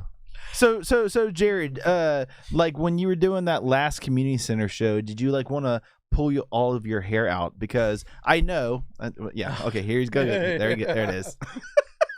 He All right, did. keep going with the question. He pulled it all Excuse me, out. sir. What? Turned on. Yeah, so because Falls from Grace was headlining, and I wanted to say, like, as a musician, there's a lot of stress that you have to endure.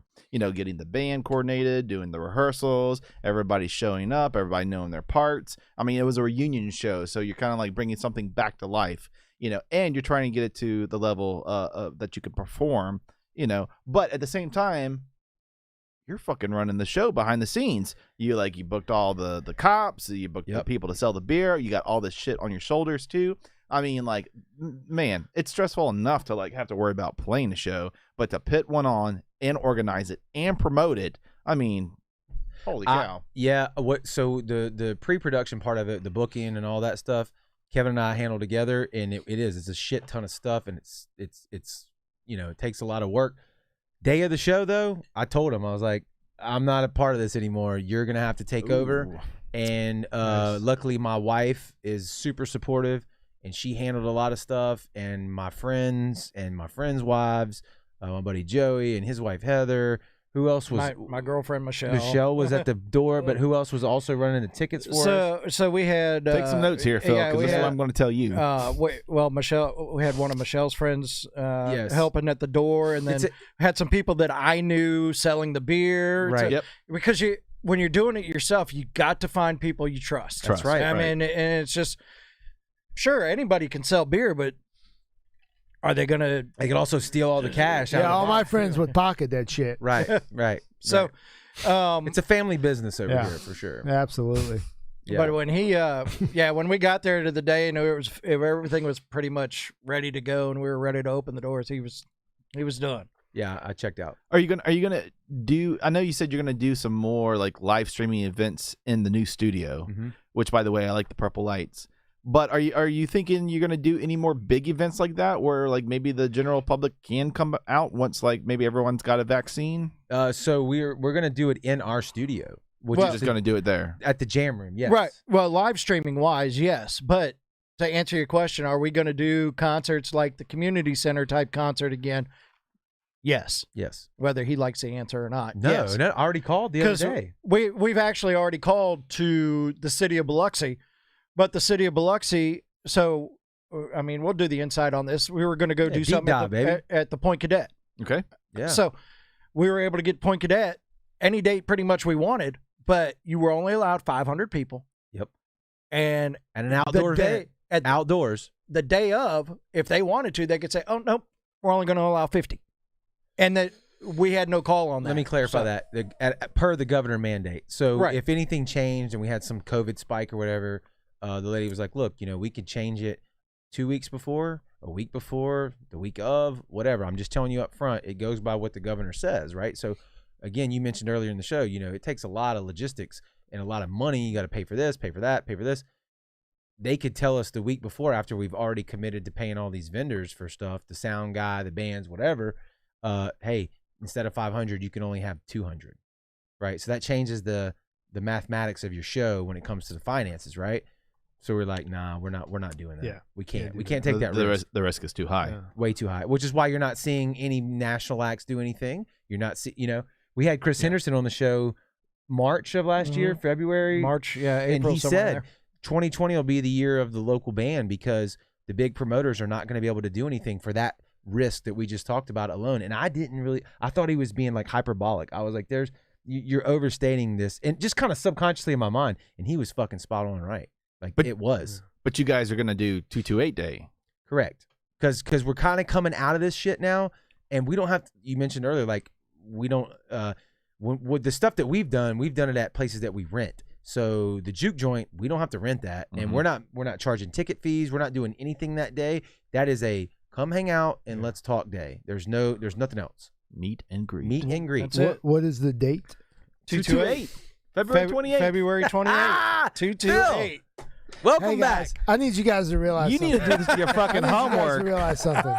I usually Get say on the that. ball. I usually kind of say that kind of shit. So I'm glad you did it, not me. So you were actually at the first one, and this was certain events that I'm we taking the time wanted out. to do. So we did one at the pizza place in Ocean Springs where we did a guitar contest. Yes. So it was just the cool. guys playing guitar, and the judges picked somebody, and they won $100. And then we wanted to do a drum not a contest, but just drummers come out, get an electric kit, Yeah. and just play and just. So we wanted to do that kind of stuff. This one we're talking about, maybe we do an air guitar contest or something like that. Yeah. Just something fun. Everybody come out and hang out. Yeah, I was kind of curious why you decided to do the open mic route as opposed to having booked bands, because you obviously you got the contacts to have like 20 local bands if you wanted to at the drop of a hat. So why open mic and not like a booked, My big thing with lineup. with the local music community is I want to see everybody succeed. I want to see everybody be friends. I want to see everybody support each other. So if we're doing an event and we're doing something like this, hey, we're going to do a little meet and greet or whatever, what's a good time for everybody just to get together? You know what? Play some music. You never know what comes out of that. Right. So let's say Phil hops on drums, somebody else hops on guitar, somebody hops on bass, and they just fucking jam. And then they're like, hey, you know what? This shit was pretty good. And you know what? We may get some new shit come out of the local music scene just from something like that. That's cool. not necessarily what I'm going for, but I remember when I first got into the music scene and started loving this music scene down here, I could go see Three Doors Down or Level with the Ground or somebody play, and you'd see fucking bands from all over the place. If they're not playing that night, they're there hanging out. They're not hating on each other. They're just hanging out, drinking beer, whatever. And that's what I kind of enjoyed about all of that. Now it's, you go out and, they support each other. They do. They're like, hey, but what I was telling Jared a while back was when I first got into this, and Three Doors Down was a local band, and Level with the Ground was a local band, and you had like Aisle 9 and all of this kind of stuff. In Gulfport, Level with the Ground could be playing and have the fucking place packed. Right. 15, 20 minutes down the road, Three Doors Down could be playing somewhere and have the place packed. Now it's hard when you put, like the first one we did, 5, 6 bands. You can't, and that's what we're trying to do, is build that. You're trying to build momentum, which I understood, because once you have that momentum going, then you can kind of have an expectation of how many people might be showing up on the regular to a quarterly, live event. Right. And I think once we do something like this and everybody gets the opportunity to just kind of hang out, and you never know what comes out of that shit. Yeah, it's a great idea. It's a great idea. We wanted to build a brand though, too. Like you said, people walk in and kind of know what product they're getting. We wanted to grow it up the ladder too. So, but and the 228 thing just blew my brain, a little hole in my brain. we kind of stole that though. It wasn't. We kind of stole that. This is the same guy on like April 20th is like, what's everybody doing today? What, is this a special day?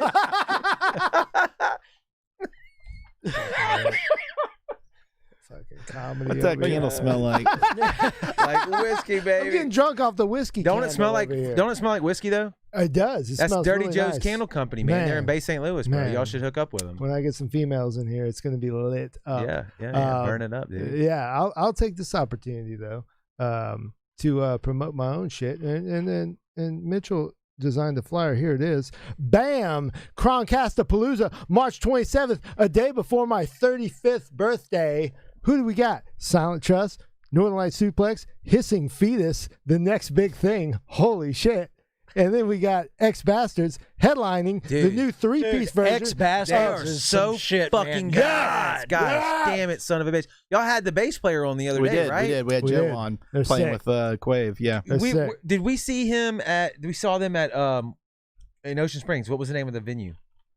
Weren't you there? Whatever that fucking brewery I can't place remember was. They blew me away. The Canary. They're so heavy. Canary. No, that's in Woolmarket.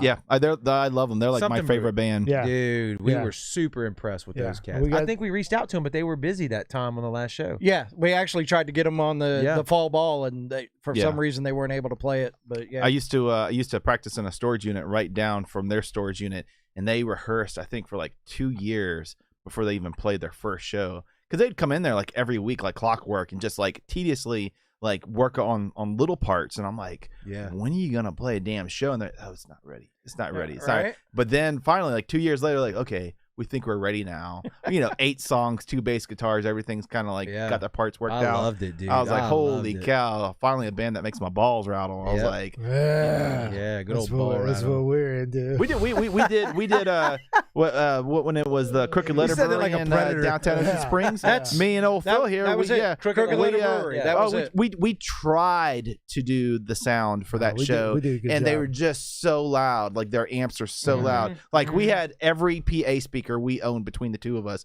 at that show, and we could not get their vocals to be above their because their bass guitars were just so and like you can't hear the damn drums. No. Right. Who was at that show? It was Rogue out of New Orleans. Yes. And then Wasn't it? Yeah, it was It Rogue. was, and, Rogue. Rogue was X there. Factors. Well, no, it was X Bastards, and it was And, Miranda's my- band. my What was guys, Miranda's, Future Hate. Future Hate was on that show. And my guy's Okay. metal band, definitely. Yeah, so we saw him at a different show. We saw him when Rogue came over from New Orleans, and Rogue played the show. It was Rogue and somebody else. I don't remember who it was. I mean, I know the wing dude was out front. Yeah. Oh yeah. True Wings. Yeah, Yeah. True True is Wings. the shit too. That's really right, good one. True Rings. But yeah, old Phil's he's gonna have a birthday. That's And, awesome. Yeah, it's a big deal. It's a big Philly deal. Holy Phil. shit. Let's talk about it. So I'm gonna start stuttering. The headliner is Dark Horizon. Yeah, did as you a even get that far?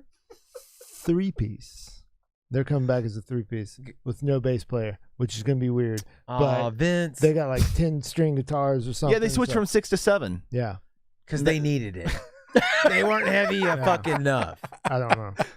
I don't know. I I didn't mean, ask. can you just imagine? I love them dudes. Like, I feel like that's a big competition with. It's like the inverse of X Bastards. Yeah. Yeah. Throwing the guitars. Yeah. Mm-hmm. Yeah, and we're gonna live stream the whole thing. We're gonna live stream the whole thing. We got pro sound, we got pro lighting, we got the whole package. Is it It's going to be high good. level shit? The highest. The problem is with what we do and how my life goes and the style of my life is I talk a lot of shit about quality, and I act like I make $400,000. I like that shit though. You project where you need to be. I fucking love it, dude. Don't let anybody change you, dude. I read that book, The Secret, like 15 years ago. Oh yes, And You look, bought in big? Let me tell you something. This is serious shit. they found 3 of them. I read that book, right? And it's like, just imagine what you want and you'll get it, right? Just Yeah, it's imagine kinda what you fucking want. bullshit. So I'm about to fuck your head up. All right, go ahead. So I closed my eyes Uh-oh. and I imagined what I wanted. And then Mitchell showed up. And it was like 10 days before. It's 10 days. It's not funny, by the way. It's 10 days. Imagine still the pink laughing. flyer. It's 10 days before my birthday, right? Yeah. I go to Boomtown, and I had a card in the mail for a birthday drawing, and you put it in the roller thing. I won $1,200. That's it, dude. That book was real then, and everybody else says it's not. It's fucking full of Since shit. then, it's just been Yeah. success. Yeah. It's- spent all that money on liquor. Wealth with a capital W.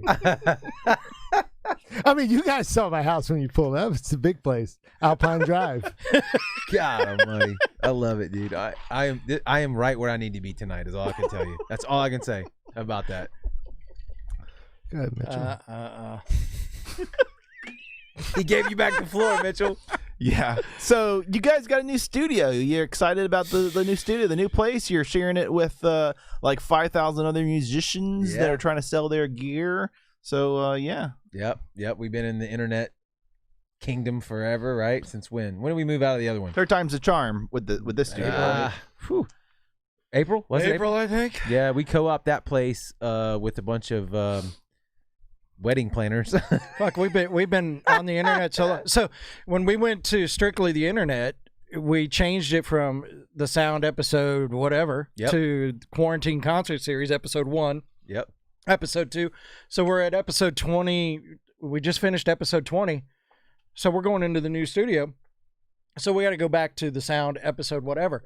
I gotta We're go back counting on it. fucking YouTube and find out which fucking Nah, episode we're gonna going count it. We're gonna count it. We're gonna add it all up. We're gonna just go straight through. Yeah, because I was at the wedding planning office, right? Yeah. Yeah. She did You my w- wedding. Yeah. She didn't do a very good job. Uh-oh. No, she did a great job. It's just the Why are you jumping out of your seat? I really thought that was a good joke. It was. I appreciated it. Okay, thank you. No, she's great.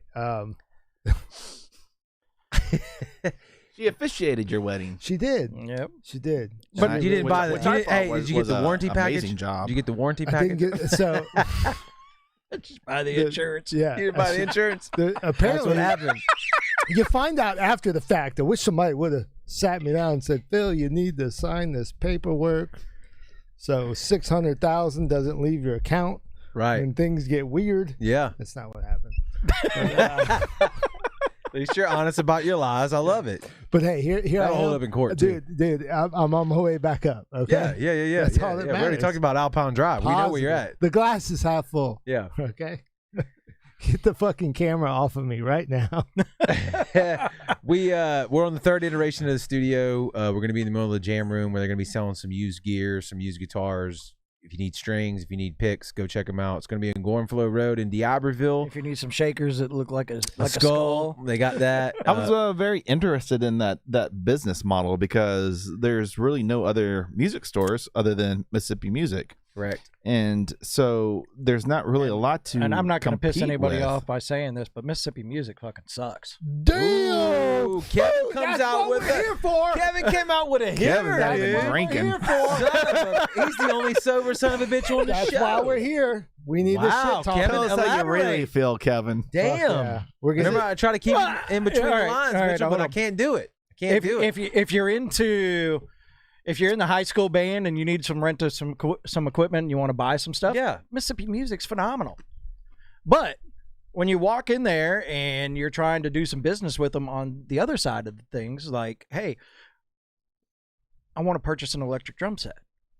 Hey, oh yeah, we'll do this and that's it. Okay, do you have another option? Is there another plan? Is there whatever? Nope, this is it. Okay, fuck you, I'm leaving. I love it. Wow. I love everything about this. He's hitting hard tonight, ladies. Yeah, I would say a lot of that probably has to do with having personnel that are not informed about the products. No, absolutely. And so you walk in there and you're talking to someone. It's like, what's the joke? It's like going into Academy and it's trying like- to buy a gun from the custodian. I mean, Yeah. Uh-oh. Don't buy a gun from Kevin if you Yeah. walk into Academy. Yeah, first exactly. of all, I'm joking. But yeah, if when we walk into Guitar Center, we know everything. So you don't need to ask us if we need help.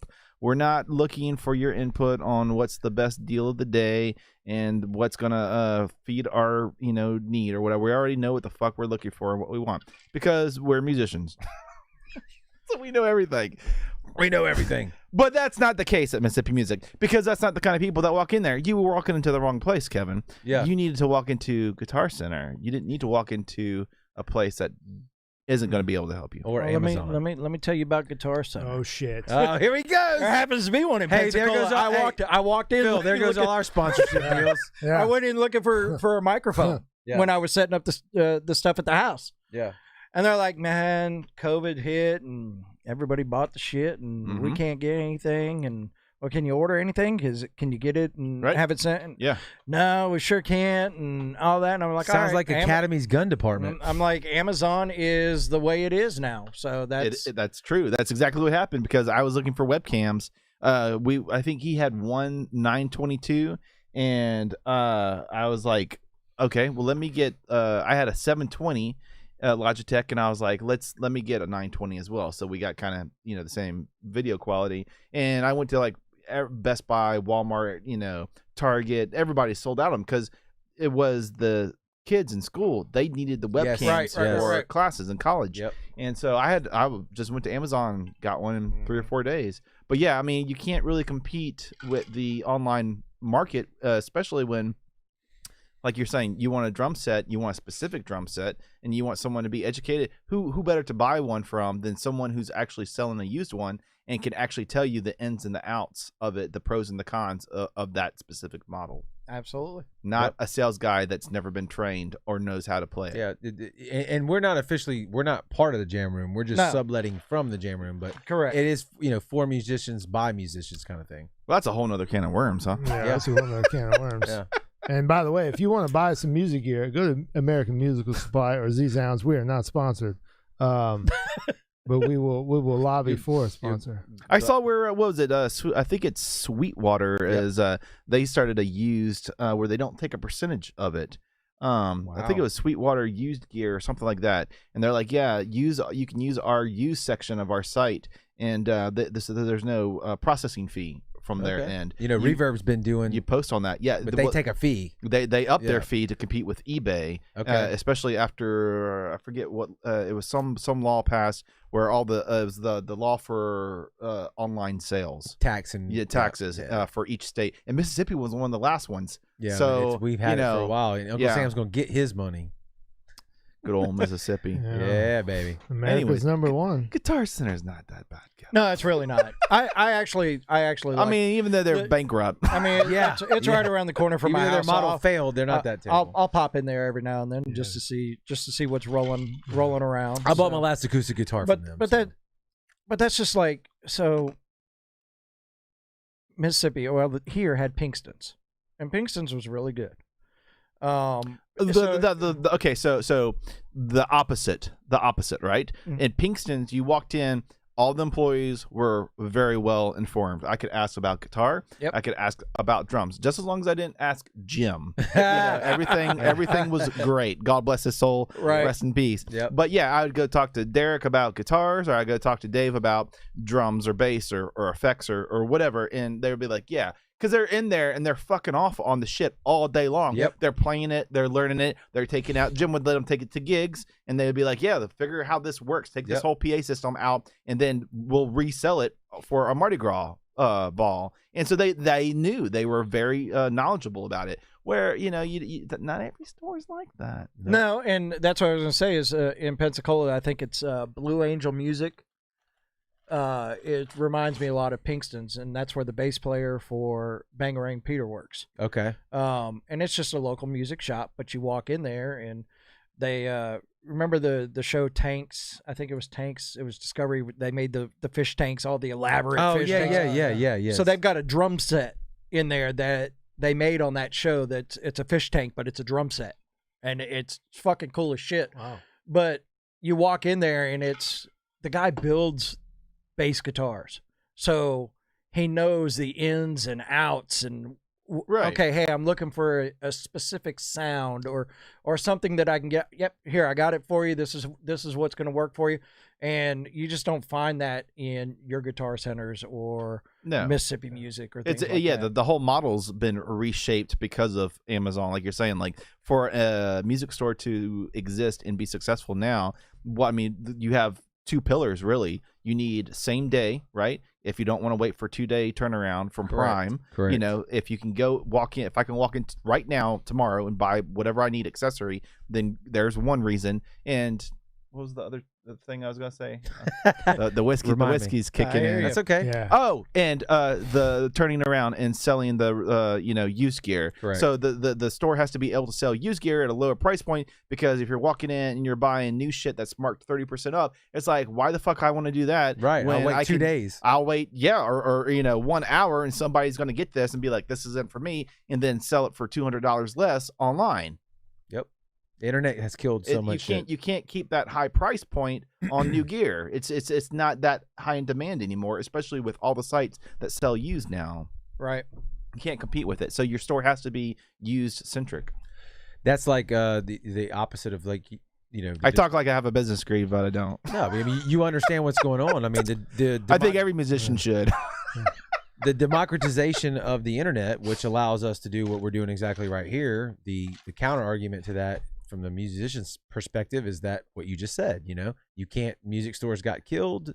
Lots of actual stores got killed by that, because you can just go look it up on Amazon and have it in a day or 2 days or whatever, right? So there's a give and take with everything.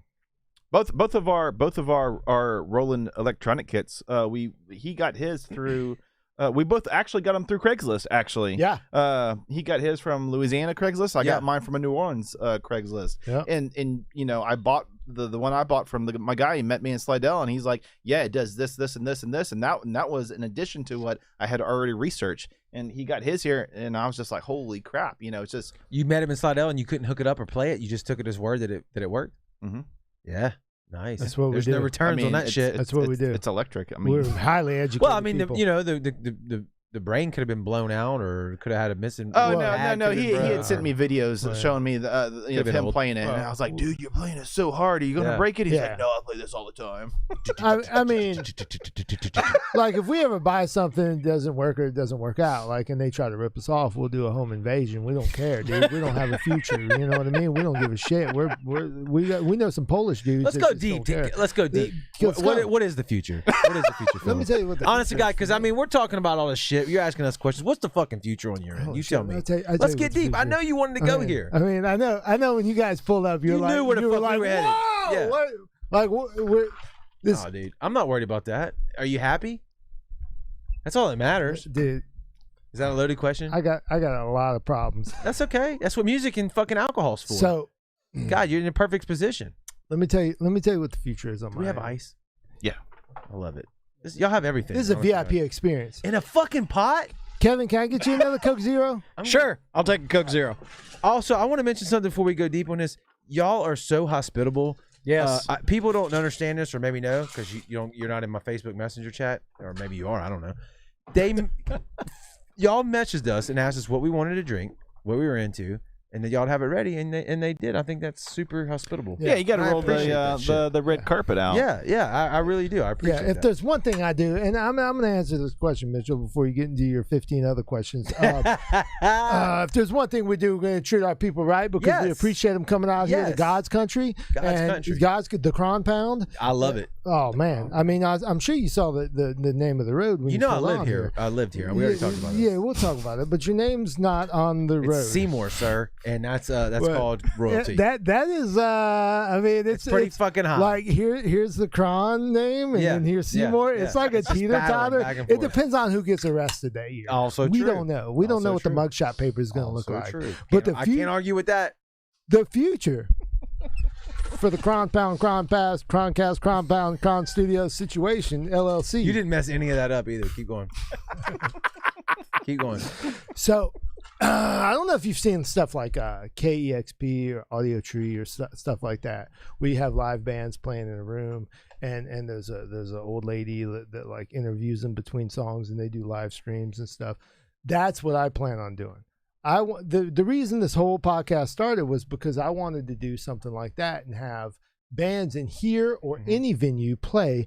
Everything's mic'd up. We got 2 sources going. We're doing a live stream. We're doing a separate recording to a DAW, and with me walking around, Mitchell walking around, you walking around, anybody walking around with a microphone, interviewing the band as they in between songs and have them do live shit. You kind of dipped your toe in that a few times. You I did. that I had Northern Lights Suplex on here. Yeah, they did that it. was one. They fucking and rock. then you did a house party. I did That a was house another Can we one. mention that was another again? time. Their record is shit. It is. If you haven't heard it and you're watching this, you need to go. It's on Spotify. Just go look it up. We had them on here, and I think I told them like 50,000 times.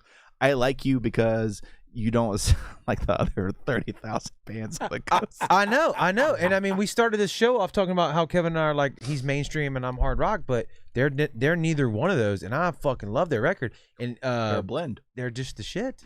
Yeah. a very pop punk blend. So that's what we're gonna do. We're doing the show at the Juke Joint. That's a big deal for us because that's our first one. 27th. Yes. Okay. And Yeah, you're talking to the pros here. They've already done like Right. 2 live events, right. We're definitely not four pros. live, four streams. And this is definitely not on the level that y'all did it. Can we help you? Can we? Do you need anything we're from gonna us? Please be a part of it. Yes. Yeah, I mean seriously. We're gonna fuck beg you out. That was our plan. To beg you after the show. do it live where it's fucking on camera and we can't weasel shit. We just like, we'll You get know, back to you. No, fuck it, do it live. We talked about it. You did? We Who talked about it. So let's get into it. did? The whiskey's flowing, bro. Let's go, dude. All right, I'm freaking out right now. First of all, it's gonna cost you $2,500 initial investment. I'm in. Fuck it. I want in for 5. I want in for 5. It's $2,000 down. I'm a great negotiator. I'm in for 5. So basically, on a serious note, Yeah. what we're looking for you guys to do. Okay. right? All right. I'm listening. We're gonna live stream the whole thing. Yes. We hired a sound guy. Okay. We got it's gonna be outdoors, outside, On the outside stage at Juke Joint. outside Okay. stage Juke Joint. we're gonna have Red Radio be a part of it. I haven't talked to them yet, but I might as well talk to them now. I was going to say, it's right here, so you might as well go ahead and ask. Before you got here, I was like, tell me again, what is it that you're thinking before we go live, so I know what the fuck to talk about. So, he's like, I don't know. We'll work it out. You're talking about that, so I just pictured this. Okay. So when I worked in radio and we did like the Senior Bowl, you'd have Radio Row, where they got done with their practice and they'd come hit all the radio stations up and do their interviews. We'll have Podcast Row. There you go. There you go. When the bands are done playing, they'll go start hitting podcast after podcast. They'll hit Red Show. They'll hit The Sound. They'll hit KrohnKast. There you go. We'll get P-Cola podcasters out of there, out of Pensacola, Shit. and just kind of bounce around. Everybody live streams. Everybody's Kevin live. just put it all together. He's not as dumb as he looks, man. I'm gonna go dig a hole and stick my head in it. Because my idea was I'm not even gonna tell you what my better idea or was. worse? Now. Was it No, worse? my idea was stupid as shit. We got to hear it now. I want to hear it. My You gotta idea. fucking tell me that. No, let me tell you. So you see how good that shit sounded? yeah, 'Cause what this was guy's yours? got some experience. Yeah, what was and yours? I'm over here. Yeah, okay. So mine is from this slot to this slot, have these guys interview bands. From this slot to this slot, have these guys interview bands. That's what he From said, this- right? No, but he's talking about to have different sections, have different tables. Yeah, just have like a radio, podcast row. You set up 4 or 5 tables. You could even have a brown water out there interviewing the bartenders about the drinks that they make and the type of cocktails they make. Jesus Christ. Do all that inside juke joint right down that back wall. I thought that's what Phil said, though. I'm still not understanding how his was different. No, his was basically the Same thing. Yeah, I think you nailed it, Phil. You're not giving yourself enough credit. Yeah, you're right. Yeah, you're a right. fucking That's genius. what my mom says. I don't give myself enough credit. I'm here to be your mom, bro. Yeah, dude, it's You're great. smart. Hey, you're smart, dude. Dude, you're sharp. You just don't know it Yeah, yet. you're not. Don't be afraid of it, bro. Experience it. I'm successful in every other way, Right, but right. but that's what we're looking to do. Yeah, you just let us know if y'all need. Let's get it. Let's Okay. make it happen. Okay. I'm Well, not gonna. there you go. I'm not gonna ask you That for part's money. figured out. That was the last. That was the last piece of the puzzle. There you go. Was how we were going to like do the live stream and like get everyone involved in some way. Yeah, let's make Okay. it a big skanky We'll hook it festival. up. We'll hook it up. You guys got it. You guys got those banners as vertical banners, right? Yes. Fucking throw that shit. Hey, up. you want? Hey, No, we got to get KrohnKast banners like that. Oh yeah, we got KrohnKast banners. Yeah, we'll do We that. gotta get them up. I don't know if you guys know, but Mitchell is a professional graphic Those designer. vertical banners are still hanging. Do you inside do all the Chris. graphic stuff for your shit? I do. Yeah, I told Kevin, I was like, man, they're killing us on the graphics, which is why we started.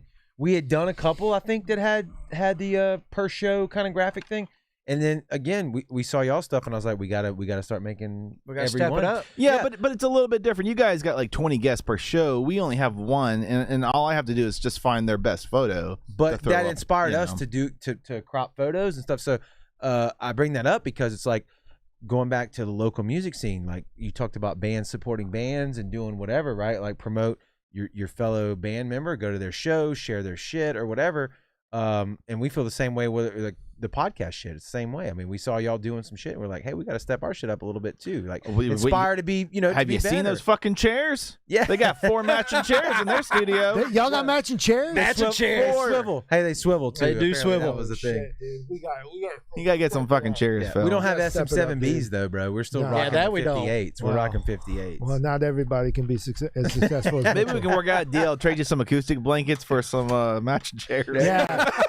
We literally got those chairs were from Walmart, dude. Really? From Walmart. They're like $30. Yeah. a Yeah. piece. I mean, got- you see, all our shit's different. Like, I stole these from a local school that shut down. An orphanage. It was an Yeah. orphanage. Fuck dude. those kids. You know what I'm those saying? kids are This is shit. Latimer. There's not a lot of kids. Yeah, it's not a call to action. I also love that y'all have Latimer in your stuff too, because like y'all are I'm from Latimer. I was born in Biloxi, but I grew up, so it's a special place in my heart. It is. Yeah. Yeah, that's why you're successful. Well, came sometimes from you the take what bottom, you know, what I dude. mean? You just crawl your way to the top. And now you're here. Oh, yeah. I love it, dude. Yeah, hopefully, I see Red Radio said they're down.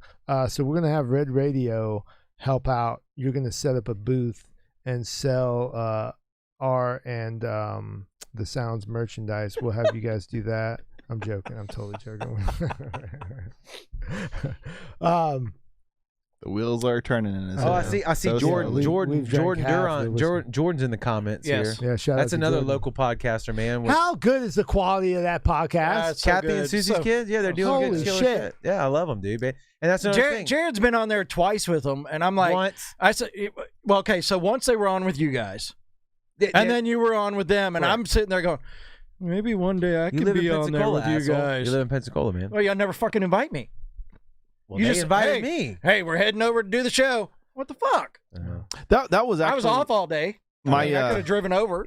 that was actually Jordan. You should have called him. He's mad. Nah. that was actually my last question for you guys, and then I'll let Phil run with it. But you guys are involved in other podcasts besides the Sound. You got Bywater, Brownwater, Mhm. and you do. So it's been on Where's my hiatus notes? for almost a year, but it will be firing back. I do Benchwarmer, which is just a sports podcast, and now April probably going to fire it back up. I've been paying for everything for a year and not doing anything. But you got involved with the Pensacola podcasters too. Well, yeah. So Picola Podcasters, they started. I'm trying to remember. I saw them start posting some stuff, and I was like, "Look, we're into the music scene, and the music scene. I live in Pensacola. If you need any help or whatever," and they're like, "Hey, yeah, come be on a show." And I mean, there's some Pensacola bands that we've done on our, like Pardon the Scars and Bangarang Peter. Yep. And a few other ones. So they're like that, and now it's sharing time. So we've got our stuff, you guys, and then Picola Podcasters and all of that kind of stuff. And I think that opportunity is we could have you guys have had Northern Light Suplex on. We've had Northern Light. Yeah. Who gives a fuck? I mean, we want to promote. We want to promote the band. It's not about us. I was going to say that, like, this venue, this forum is like the new way for bands to play. You know, it's like instead of like, you know, when I was a young man and I'm trying to hit all the marks of where bands can play to try to get exposure, try to get a new audience, New Orleans, Mobile, Jackson, you drive all these places on the weekends to play. Mm-hmm. Now it's, you know, this modern day and age, Correct. with everything considered, you want to hit these online streaming. The democratization of everything, right? It's in everybody's backyard now. Fucking Jared keeps using these Dude, big I swear words. to God, I'm ready to fight What the Like somebody. he works for the fucking government. Dude, call the police, man. Where the fuck did that word come from? not a big word. It's not even on You You fucking live in the United States. Dude, we're gonna We live in get a flagged by the constitutional republic. CIA. Gosh damn it. Like we just had an inauguration. Everybody yeah, needs to chill. man, come on, read up now. Read a book every now and again. It's about peace and unity, people. right. But you're right, dude. You're right. And it's a network. Yeah, It's a yeah, network, yeah. right? And kind of like going back to where we kind of like started with this and your support for local bands. Like this is like what kind of like feeds them. It's kind of like what keeps them alive, especially through this pandemic. I mean, if it wasn't for you guys, I mean, how many of those bands would have just like sat at home, sitting on the couch, not doing anything? And see, we you don't. know? I don't see it from that way. I'm hearing what you're saying. I guess it gives you something to try to be a. Right, because as a musician, you know, it falls from grace. Having a goal to work Right, towards, right. It gives everybody in the band incentive to get together every week, practice, work it out. I mean, like the guys I'm playing with right now for Hissing Fetus. Hissing Fetus. You know, it's like we're getting together just to play his birthday show. Yeah. You know, otherwise we'd be just sitting at home. I swear, dicking off. sometimes you like from our perspective though, we're looking at it from like we're looking at it to amplify the local music guys, but then we don't understand that perception on the other side of it, right? Like we're trying to promote. I guess we don't hear that feedback side of it, so it's cool to hear that. Like, yeah, like I when you guys had that gives me motivation to keep going. Like, hey, they're working towards playing one of the shows that we put on or something. We just deal with where's the venue? How are we going to do this? Who are we going to pay for that? Oh yeah, but right? it's more We than don't- that. But we got to attack that, and then we hear you saying that you know everybody out there is like how they appreciate it. I guess is what I'm getting at, and that makes all the fucking bullshit that we text back and forth every day about worth it, dude. Yeah, for when real. you had Silent Trust on your show, you had brought that up about like having the online streaming events, and you didn't know because you didn't have the feedback. We didn't know. Here's We don't your know. feedback loop right here. It's like what you're doing, being able to give the local bands, like whether it's Blackwater Brass or whatever, you know, to come on and play and have that ability to play to an audience on the other side of the screen. You're giving them incentive to keep going with it. And if bands don't have that, then they just kind of die off and, you know. Well, cool. I'm glad to hear that, because we love doing it even when we do the live streaming shows and we walk out with no crowd because of COVID, and we're like, fuck, that was fun. Like Blackwater Brass, you mentioned them. Those dudes lit it up that night. Absolutely. Northern Light Suplex. I mean, everyone we've done, when we walked out, we're like, son of a bitch, these guys are good. And it goes back to why we started this. They're so good. Why don't more people know about this? And that's all we wanted to create, was a platform. And that's a whole nother thing right there, is getting people, because now everything's completely changed, where it's so easy to stay at home and just watch. And I've had this conversation with this motherfucker like 20 times so far, because I'm like, if you live stream the show, then there's no reason to come out. The only people that are going to come out are the hardcores. I disagree. And he says, I disagree. I will agree and disagree, just to make it even more weird. If you really love music, it's never the same as watching it through a phone, as being there. Or if you got a great sound system at your house, or you're listening to it on headphones. It's not the same. If you love music, you need to go see it live and feel the bass drum hit Absolutely. you. If you can. Correct. So I like it in the sense of, it does give you a broader reach, right? You can be, maybe I'm 3 states over and I love that band, but I can't make it there that night, so I'm going to watch it on the phone. Yes. I also may be the guy who lives 5 minutes away, but I'm not going to go because I'm going to stay on the couch and just watch it, which is maybe what you're saying. Well, when you guys were doing the Crest shows, me and him were texting back and forth, and I'm watching my kids and, you know, waiting to have dinner with my kids. But I have the Crest show up on the TV. Right. They're like, you know, Daddy, what are you watching? I'm like, you know, blah, blah, blah, blah, Yeah. blah, blah, blah, blah. Phil, check this out. Look where they're getting up there now. Blah, blah, blah, blah, you know. Exactly. So there's give and take on all of it. So I think overall the positives outweigh the negatives. You know what I mean? If you can make it, go. If you can't, But to me, it's just like, it's so much better if, like, or in my head, it's like, there's this event going on and you can only be a part of it if you actually physically go there. I feel like you're kind of giving away the cake, you know, by having that online presence, you know, at least while the show's going on. What is your motive? But like later on, like rebroadcast it. You know, like play it the next day or the second it's over with. Play That works. It. Yeah, that play it. works. But like while the show's live, it's kind of like when comedians perform, right? They don't want anybody with their phones out. They take them all and put them in a Ziploc bag, right? Yep. While the show's because they don't want their jokes to fall flat. You know, they want the next audience to be fresh and laugh at it. You know, so it's kind of like the same. I think music's idea. a little different, but that is a good example. You know, the punchline.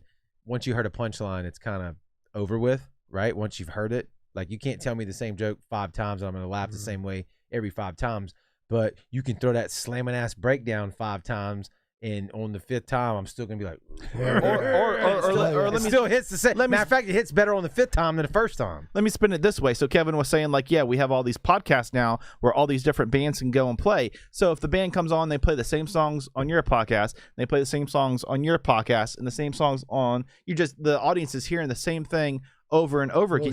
You can't do that. It was you. I got a response to that, but No, go ahead. Go ahead.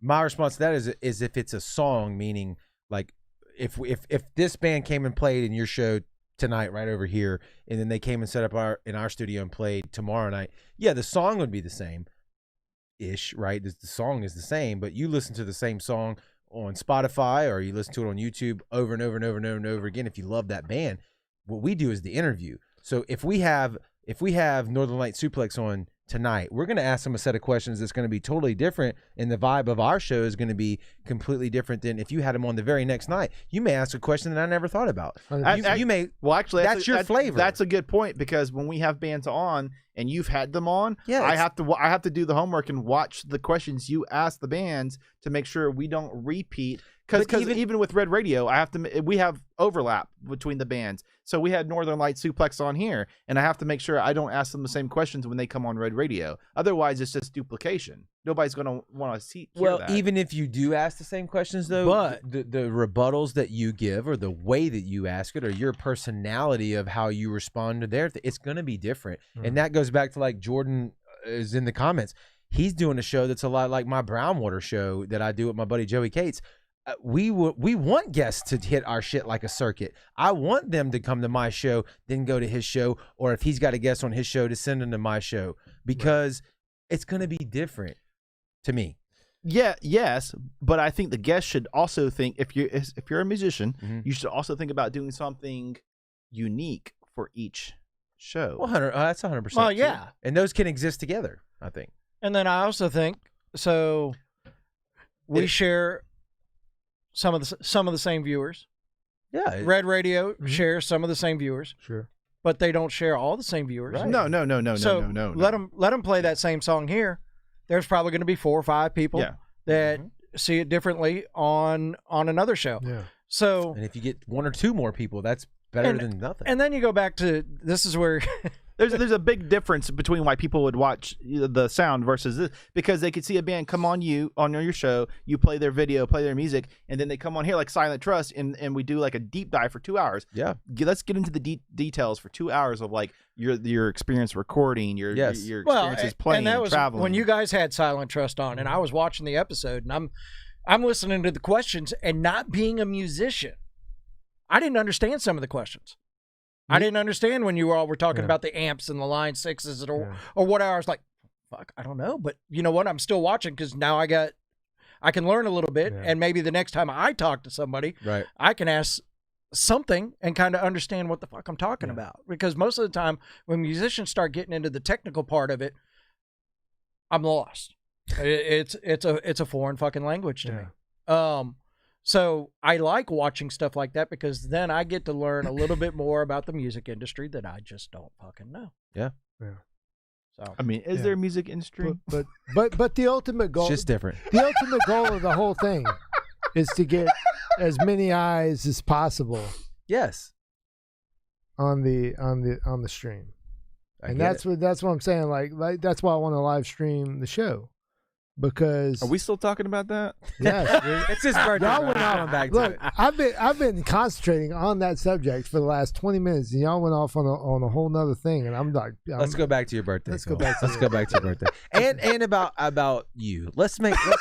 Seriously, I'm gonna take over, Mitchell, if you don't mind.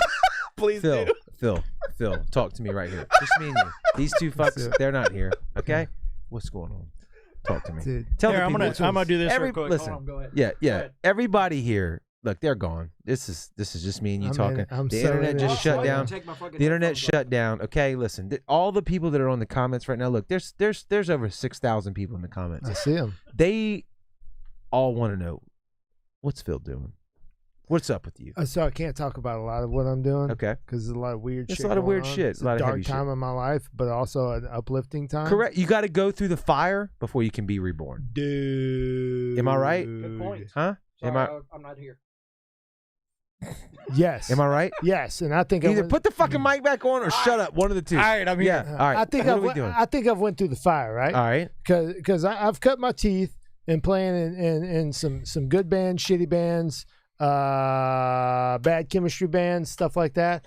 And I've always had this vision of I want to control my own shit, right? Okay. And that's why I built this state-of-the-art fucking studio. Yeah, this is like 8,000 square feet. Fuck, I mean, right? 8,600. Yeah. I'm sorry, I was close. That was close. I was 600 feet off. A lot of time and money. A lot of people like Mitchell's invested a lot of time in this. Yes. We invested a lot of time, and I think we're finally able to.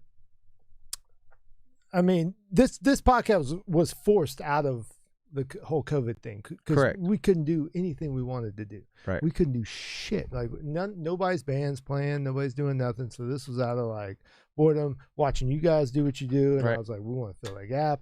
But now I think we're ready to finally start putting on shows, start doing live streams here, and that's really the only thing I give a shit about in this life is creating a multimedia platform. I love it in this room. I freaking love it, and dude. doing shows. And Let's doing build shit. like a compound of just podcasting, Holy music shit! thing, I was right? thinking about this the other night, dude. I was thinking about so this. here's a little gem. We haven't really said this yet. I think we flirted with it a little bit, but Kevin and I's ultimate goal, the ultimate goal of the sound, like for us, like where we hit our pinnacle, is to have a music venue.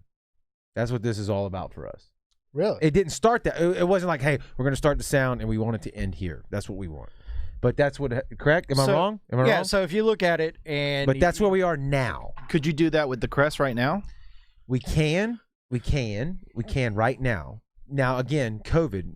No one can forget that COVID has been a blanket on everything since March of 2020. What do? They put the dots on the floor 6 feet away. No. Everyone, I mean, You talking about for our live stream? or like for live concerts now? Like I saw with the they're- Flaming Lips, when they're having concerts and they put the dots on the floor. Like I didn't know they had the Flaming Lips. So my niece's uncle just went to one and he was like showing pictures of the floor where it's all striped out. if you go to like Disney, or if you go to Correct, but I'm talking about at Crest though. They did that at No, Crest. they didn't do it at Crest. No, he was talking about a concert. Well, I was saying if you did it's a possibility of doing that. But just like the city of Biloxi said, now you're talking inside. How many are you allowed inside? So we were talking about that the other day with the guys over at the Jam Room about how many people could be inside in D'Iberville. Was it 25 or something like Some that? stupid low Yeah. number that makes no sense. But you get it. They're trying to do the best with what they can. No, absolutely. It's not But- the city of D'Iberville calling that. But like shot. when you go to like Disney or Universal, Yeah. so they have their little Blues Brothers show or whatever it is. You go over there and there's dots on the ground, 6 feet apart. Where you have You to stand be. here, you stand here, you stand here. Once all the dots are full, nobody else can watch. right. So I guess you could do something like that and just kind of look at your square footage and go, okay, so if the square footage is here and we're doing 6 feet apart, how many people does it allow? You put the dots on the floor. Hey, once the dots are full, here's how many tickets you can sell. Once it's sold out. Well, Is it possible to make money doing that? And it's not all about the money, but is it possible to break even? Yeah. Because him and I go into a lot of this going, "Oh, we just want to break even. yeah, we lose money every month for sure. By a And lot. we just want to break even. I mean, we talked about gear and the whole nine. You understand that. But you're putting money into something that is Love. putting you at the top. Again, that's the feedback thing. We don't really know about the top or the not. We're just out there okay. I'm swimming. here to say that you're at the top as number one local support for Yeah, bands. You got the award for You it. got a fucking award. yeah. for We it. have the trophy now. By I'm the gonna take way. this home. Oh shit! Look at this high level shit on the bottom. I didn't even see that. That was a surprise. It's so high. I It's didn't so see it. high I didn't see level. it. Let me see It's it. so high level that camera doesn't work. Shit. right there. I look like an asshole. It's been off for like an hour or two, and I still showed it to them. Fuck, dude. I should just Yeah. I tried to get it to reactivate, but it Fuck it. wouldn't. I'm having a great time. Yeah. You doing your own venue versus like doing something like the juke joint or the grocery or the tracks where you could just it's already set up. They already have the bar, the stage. Go ahead. You're correct. But ultimately, everybody's in it to at least break even. Make a little bit of money if you can make a little bit of money. Shit costs money. So let's say, To control the environment. right. So let's say some venues saying, yeah, go ahead and bring your bands in here. Okay, we'll bring them in. What's in it for us? We're going to bring you the bands. You're going to get all the liquor sales. You're going to get the tickets. You're going to get the door. No, not necessarily. You have to negotiate. correct, and we could, but then it goes into a trust issue. We don't know what's ringing up at the bar. We don't know the register. We don't know, and the hype. You would decide all that beforehand. Okay, the comedians, for example. The comedians are like, here we need a flat rate just to book the night, and then we need each comedian to get paid for their time. And that's right out the gate if the event's even going to happen. So it's kind of like, I would say similar to having the bands. Like you say, look, we need a flat rate for us to coordinate and promote it, and we also need this amount for the bands to get paid for each band that performs. You could probably argue that, but I feel like, and I am not a savvy business negotiator and all this other kind of shit, but if we were business negotiators, we might actually get some sponsors. no, we don't have that that's shit. all- So we do have some. Don't sell I short. know. I think that they may say, Phil will be your sponsor. Why do we need you? And we could do it on our own if we wanted to. And I don't think that. Okay, well, right there and there, is there any fucking bar on the coast Doing that. does it on their own? So- They don't. They rely on people like us to So that- promote it and That's coordinate it. that's my point. If the bar owners, and I don't know any of them personally, it seems to me that they don't appreciate that as a regular thing. Okay, So they're not unless they're a musician like the Tracks, where you have Nodder, who's a metal musician, Right. and he knows how to bring the metal bands in and treat them right. So he's growing a crop, right? He's in there tilling the fields. He's putting the seeds This in. is by far the best podcast we've ever had. Yeah, Best fucking episode. shout out. I knew we were going to talk podcast science here, but this is. I knew having Jared on here, we're like going to fucking let's go go. deep. You ready to go? Because I'm ready to fucking let me go. legends. Holy shit, we got Motherfucker's 7 bottles of biceps. bourbon. Yeah, let's go. Flexing. I feel like we're about to get into a fight with the world. No, I'm Somebody get these guys a venue already. Jesus. No, we're gonna get our venue, baby. We haven't ever talked about this on our show. We talk about spilled this baby on your show because we respect it. Right?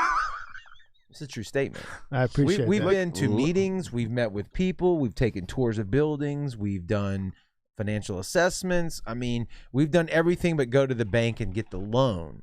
And again, this was pre-COVID. And then COVID hit, and we went, thank God we didn't do that shit. Yeah, no shit. We would have fucking got the loan, Yeah. opened up, and went, you're done. You know, so Get some of that stimulus money. we probably wouldn't have had any employees enough to get that, you know? So it's been in our mind. I mean, we do the live stream shows. We love it.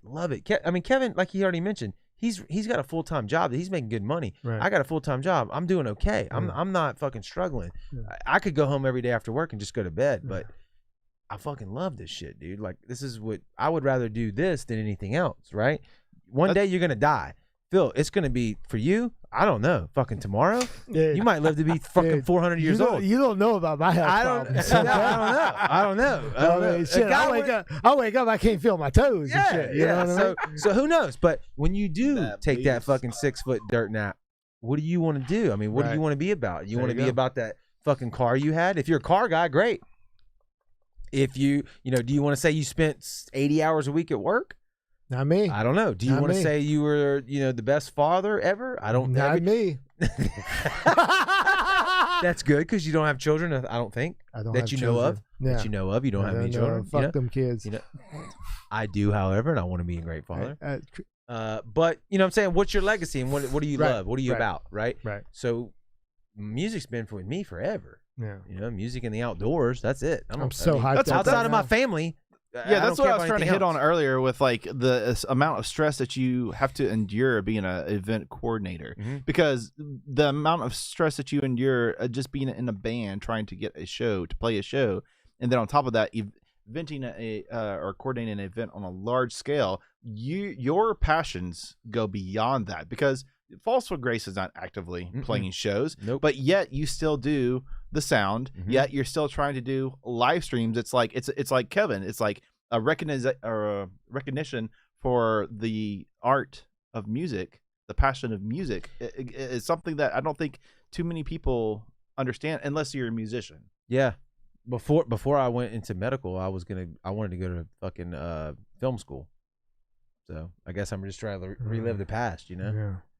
or what I would have done. That would have been my other thing. I wanted to go to radio, television, RTF is what it's called. Right, and that's one of the things that if I wasn't doing, I'd love to learn how to be a sound engineer. Mm-hmm. It's not that hard. Look at Phil. I'd love. I could do it. I'd love Jumping out to of see the seat how again. good I can make a band sound. Mhm. I mean, just because I love music. It's difficult. It's difficult. I know. It's It's super not- difficult, but it's it's not it's easy. intriguing. It's Yeah. intriguing. It's not easy. Yeah. Yeah. I bought Phil a book on mixing. I don't think he ever read it. There's so many YouTube videos out there, Philly Phil. You need to just watch them. Yeah, Yeah. YouTube is A king. lot of laughs, a lot of jokes going around. But that's No, why you we, do a great job, Phil. I appreciate that. Yeah, I know I do. that's why we're doing what we're doing, and there are some great examples on the internet. The Machine Shop, Flint, Michigan. We stalk them. I know I do regularly. Yeah. Is it the Music Box? Music Box over in Alabama. Alabama. What's in Pensacola? The Soul Kitchen. Yeah, I know the Soul Kitchen. Vinyl over in Pensacola. Yeah, Such Soul a great Kitchen's in venue. Mobile. And even the House of Blues, which to me is like the almighty. I've seen so many of my favorite bands in that venue. Yes. And I look at it and I go, why can't we have that here in Gulfport or Biloxi or whatever? And if we can turn Latimer or Phil's bedroom, Look, honestly, Yeah, so that's a conversation that's been had a million times. Phil's bedroom. Yeah. especially Phil's bedroom. Yeah, let me talk about Don't that. turn a black light on in Let there. me talk about that. Well, what's honestly, But I know where you're going with this, and that conversation always ends with the demographics of the Gulf Coast. It always ends with the demographics. Do we have the population to uphold it. to support it? I've Googled it. Even with look at Crest, Yeah. Crest and the survival ability for Crest to survive, having like what the toadies come in, right? And then you know they had fucking Afro Man fuck it all up, and then turns into a country Slapping bar. white girls. It's so fragile with such a delicate demographic. Yep, you got to have. And that was pre-pandemic. Correct. You got to plan it out. You got to strategize it, and this is coming from a guy who's on the outside looking in. We haven't jumped in the trenches, or we haven't stepped in the ring yet and got punched, but we're looking Maybe you haven't. for a venue. You haven't. I don't You're know. I was kicking gonna the say, can I've stepped around. I've stepped into it and gotten punched. Well, I mean, yeah. I feel like you guys could do a great job with the Crest.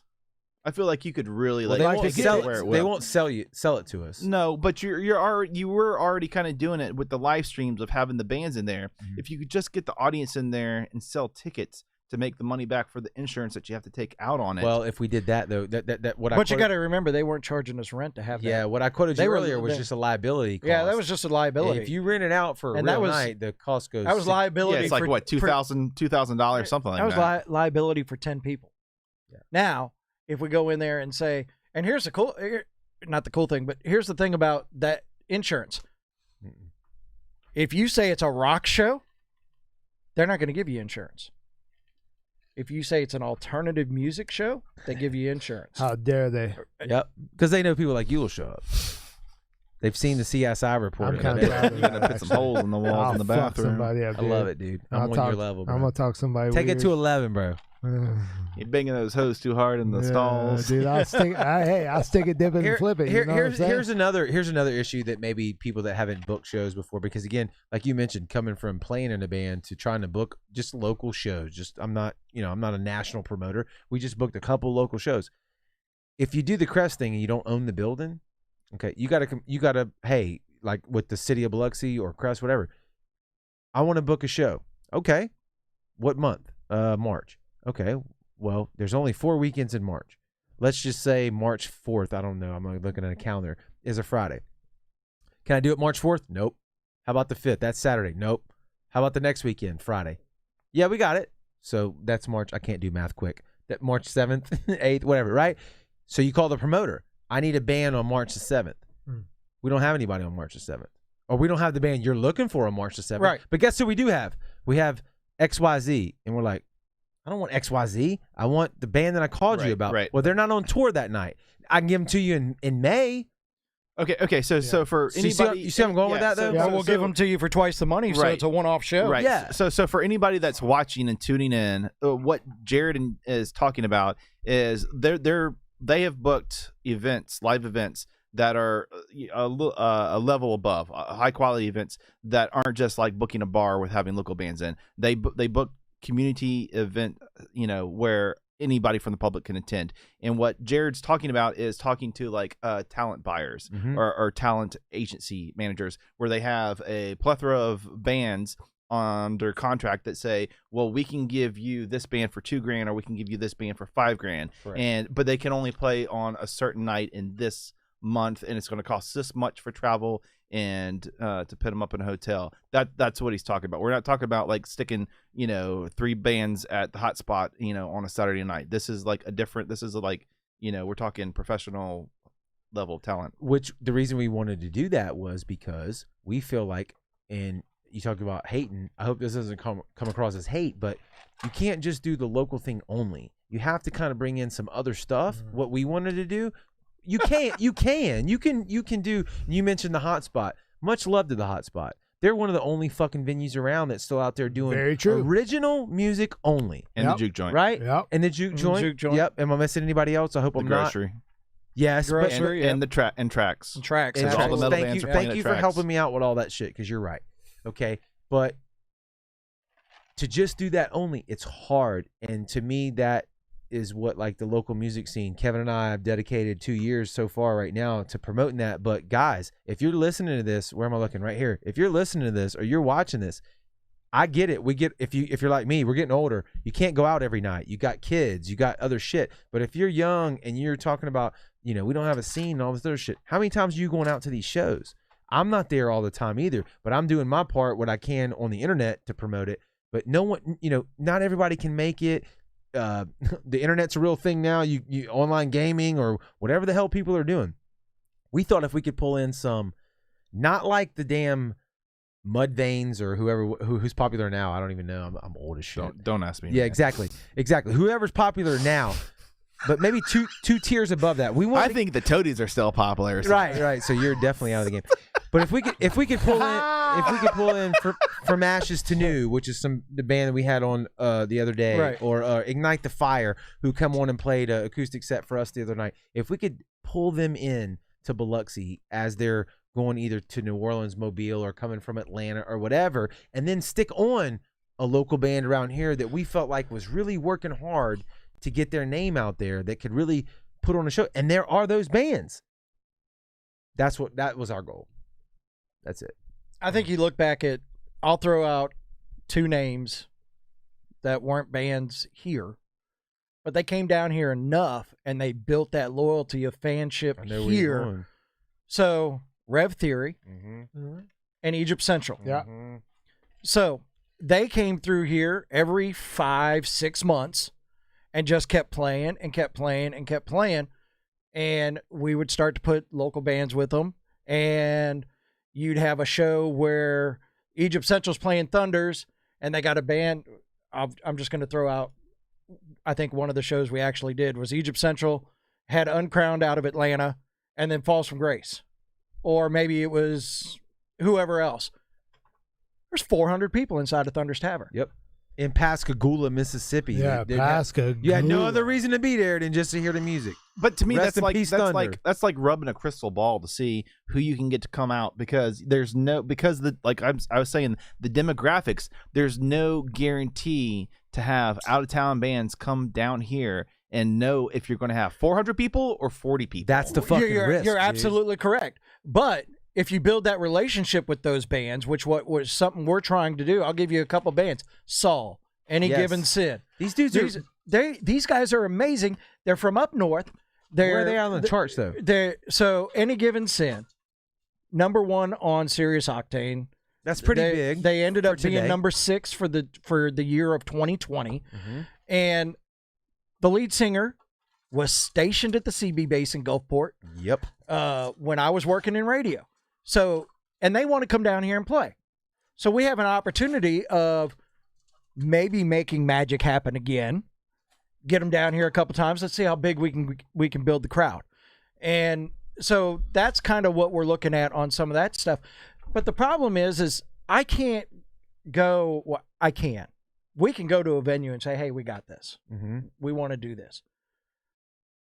I don't know. Like, I'll go back to when I was doing stuff at Thunder's Tavern. Thunder and I had a great relationship. I can go, "Hey, I got this band. It's going to cost this much." Rest in peace, Thunder. Yes, absolutely. I said that earlier. I got this much. They're going to cost this much. All right, we got you. We're going to do this. Blah blah blah blah blah. I don't have that relationship right now with some of these to where I can say, "Hey, we're going to bring this band in. We've got this date that they're going to come through. Can we have the venue? Can we do this? Can we do this?" The relationship's not there. Not saying it can't be there. So I was going to say, like, that's the epitome of your strength combined for the sound. That's what you do, and you do best, is informing the audience down here on the coast of these other bands. Correct. Otherwise, they would never know about them. They would never have heard them. And then you can bring them here to perform, and they... That's the business model. Right. And that was the part of the radio station. That was our top secret classic 5. Let's start playing this band on the radio station, because if we are able to get them down here, we want people to be able to stand at the front of the stage and sing their song because they heard the shit on the sound. That's correct. So that's our goal. I mean, that was all of our cards right there. So if y'all want to steal our shit, that's the blueprint. That's it. We got nothing else outside of it. We're gonna steal it, definitely. Or we can all work together and have a sexy time. Yeah. I think we should create a monopoly on the whole effing thing. That's why, look, dude, I don't believe in any kind of shit where it's like, I'm definitely not a communist. I'm a capitalist, born How dare you? America. Oh God. Okay. That's his favorite thing to say. I knew you were kidding. Okay. But I do believe when what's in your close circle of friends, Mhm. you know, and people that are like minded, you share ideas. Yep. And I think that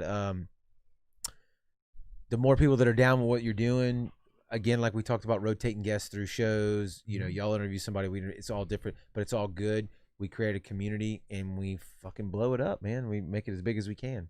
Also, I feel like the biggest thing that we can do also from this end is the communication of what goes into making all this happen, right? Like getting you on here and talking about the logistics of what it takes to get a show. Like, you know, I mean, fucking, you know, how many dudes out there don't know that you have to attain a, you know, beer license, an alcohol license to do your events? Yeah. They don't realize that. They And don't. a tax ID. I mean, they just, tax ID. So like they're just- $25. Yeah, they're We just showing up, you know, like, okay, I'm here to party, Can I but they stop? don't realize everything that you did 3 months before. You have to give the city of Biloxi, which is really the state, but you go to the city of Biloxi to do it. You have to give them $500 cash money retainer. We're talking about to do a public event at a community center. Correct. Not at the juke What? joint. Yeah, you have to give them if you don't have your own footprint. Right. Kevin and I don't. We were just show promoters. We had to give them $500.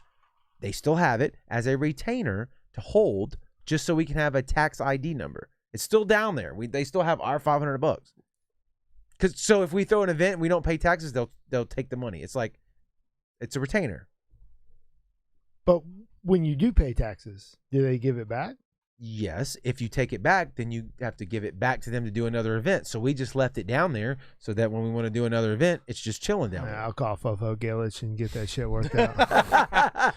I'm just saying, it's all this shit that you don't realize. Yeah. I was in a band. I was 23, 21, whatever, years old. You just think like, hey, I want to come play, man. Give me my money. Like, Right. why aren't you playing? You know what I'm saying? It's like, there's a lot more shit that goes on than that, Yes. dude. And you need to bring people into the bar. You need to have a fan base, and you need to make it worth the promoter's time to have you on.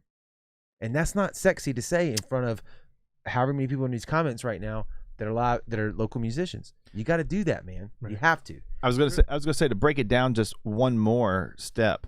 So we have the Hard Rock here, right? Mhm. And they have, you know, a level of talent, you know, that they buy from, you know, for their season, you know, so much money they have to work with that's going to come through. And then, you know, I feel like with you guys right there, Yeah, we're not you know, competing with them. No, but with your own venue, not that level. I mean, you're not going to have like Stryker, you know, come through and play at your venue, but We talked about that. We were like, Striker. Kevin and I. you know, the Hard Rock gets all what they got Toto in there. It's kind of funny that you Hey, said Toto- Striper. Toto- I ain't gonna lie. I went and saw Striper. Was it Striper or Striper. Straight. Black and yellow. Oh shit! Yeah, I thought Soldiers Stryker. under I thought- command. Striker too. I did too. I swear I thought that was Striker. Soldiers under Old command. Def Leppard. Is it Striper? Jesus is Lord. Yeah. Anyway, Striper. okay, you're fucking right. I don't know. Look, I've had enough whiskey to think I'm a comedian. So we talked about that. We were like, if we're gonna do this venue thing, you know, Hard Rock will smoke you all day, every day. We have, you know, friends of ours, you know, family members. But that's not your circuit. correct. But there's another circuit, because I remember you talking about this, like talking to the management out of like Atlanta and I think Louisiana about like, here's the bands on their roster. This is who you could pull from, the Roots or whatever, and you know, it's going to cost this much to get them here. But you also have to be able to have that pull from down here to get to get the money back. Here's what we're thinking. Hopefully, what our show continues to do is that we continue to find bands that are local here. We love, this is our fucking town. This is what we want. But if we found somebody like Helvetica Effect in Pensacola, which is where Kevin's living right now, or Kingdom Collapse that we pulled out of, is it San Antonio, right? These guys are so fucking good. All these bands, like, we want to catch them on their way up before they're Hard Rock Biloxi level talent. We want to catch them before that, pull them into our club, let them play there, or whether it's our live stream, promote them, and that's our bread and butter. Once they get big and pop off and they're doing their whole big thing, You want to be the launching pad. yeah, exactly. If they want to slide back in our club and play a cool show because they loved us, cool. Which they better. Exactly. I always felt like there was a very good cross section to have shows here because of our location, our geographic location. Because like down in Gainesville, they have this big punk festival at the end of October. But you also have South by Southwest, Yes, and Austin, and so everything in between there, you have these bands traveling back. well, and you got forth. New Orleans too, right?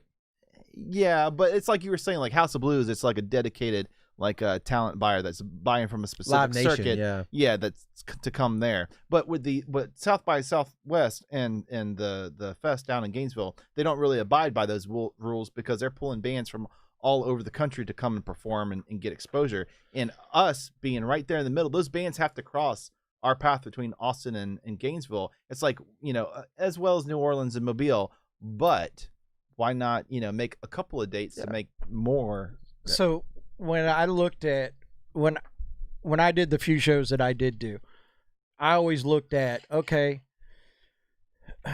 Pensacola or Gainesville and Houston. All right, they're playing Houston, then they're playing Florida. They got 2 days in between. Right. Let's see if I can pull off some magic in one of those days. That's all fine and good. But you want to be ahead of the game. You want for those talent buyers to call you and say, hey, putting this tour together, we want to stop at your place. Here's the dates that we're running. Are any of these dates available? Here's the price, blah, blah, blah. It's tough to track down, the tour's already booked. It's already routed, all of that. Hey, you got 2 days. Who'd we try that? We tried that with when we were calling? It was a ton of bands. Yeah, but to get Devil Driver. Devil Driver was touring with Static X. Yes, we that was the next show. And they were driving through here. Yes. But we couldn't make it happen. To their tour. Yes, dude, that's where we were going with the shit. And then we wanted to start slipping in people that was hopefully local, but if there wasn't enough local guys doing enough shit, it was going to be Kingdom Collapse out of San Antonio. Yeah. It was going to be the Helvetica Effect out of Mobile. That's who we were going to start slipping in. We wanted to conquer from Galveston to where does Florida start slipping down south? Past Pensacola, Destin, Panama City?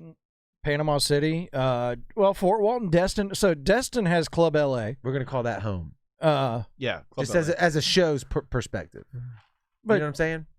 So if you look at like what the Soul Kitchen gets, and they're doing it. The Soul Kitchen has been doing it. And Steve Hall, who does a lot of the promoting for them, is the one that brings in the Chevelles and the Papa Roaches and all of that kind of stuff into that. Steve Hall is one of the best promoters that I know of, and he's out of Alabama. Yeah. He does a lot of shows in Alabama. But the thing is, and somebody mentioned Pardon the Scars in here. Love Pardon the Scars. They're out of Pensacola. Love to get them over here.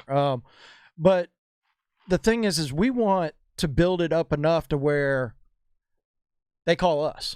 Hey, it's very tough to track it down. Very tough. Okay, we want this band.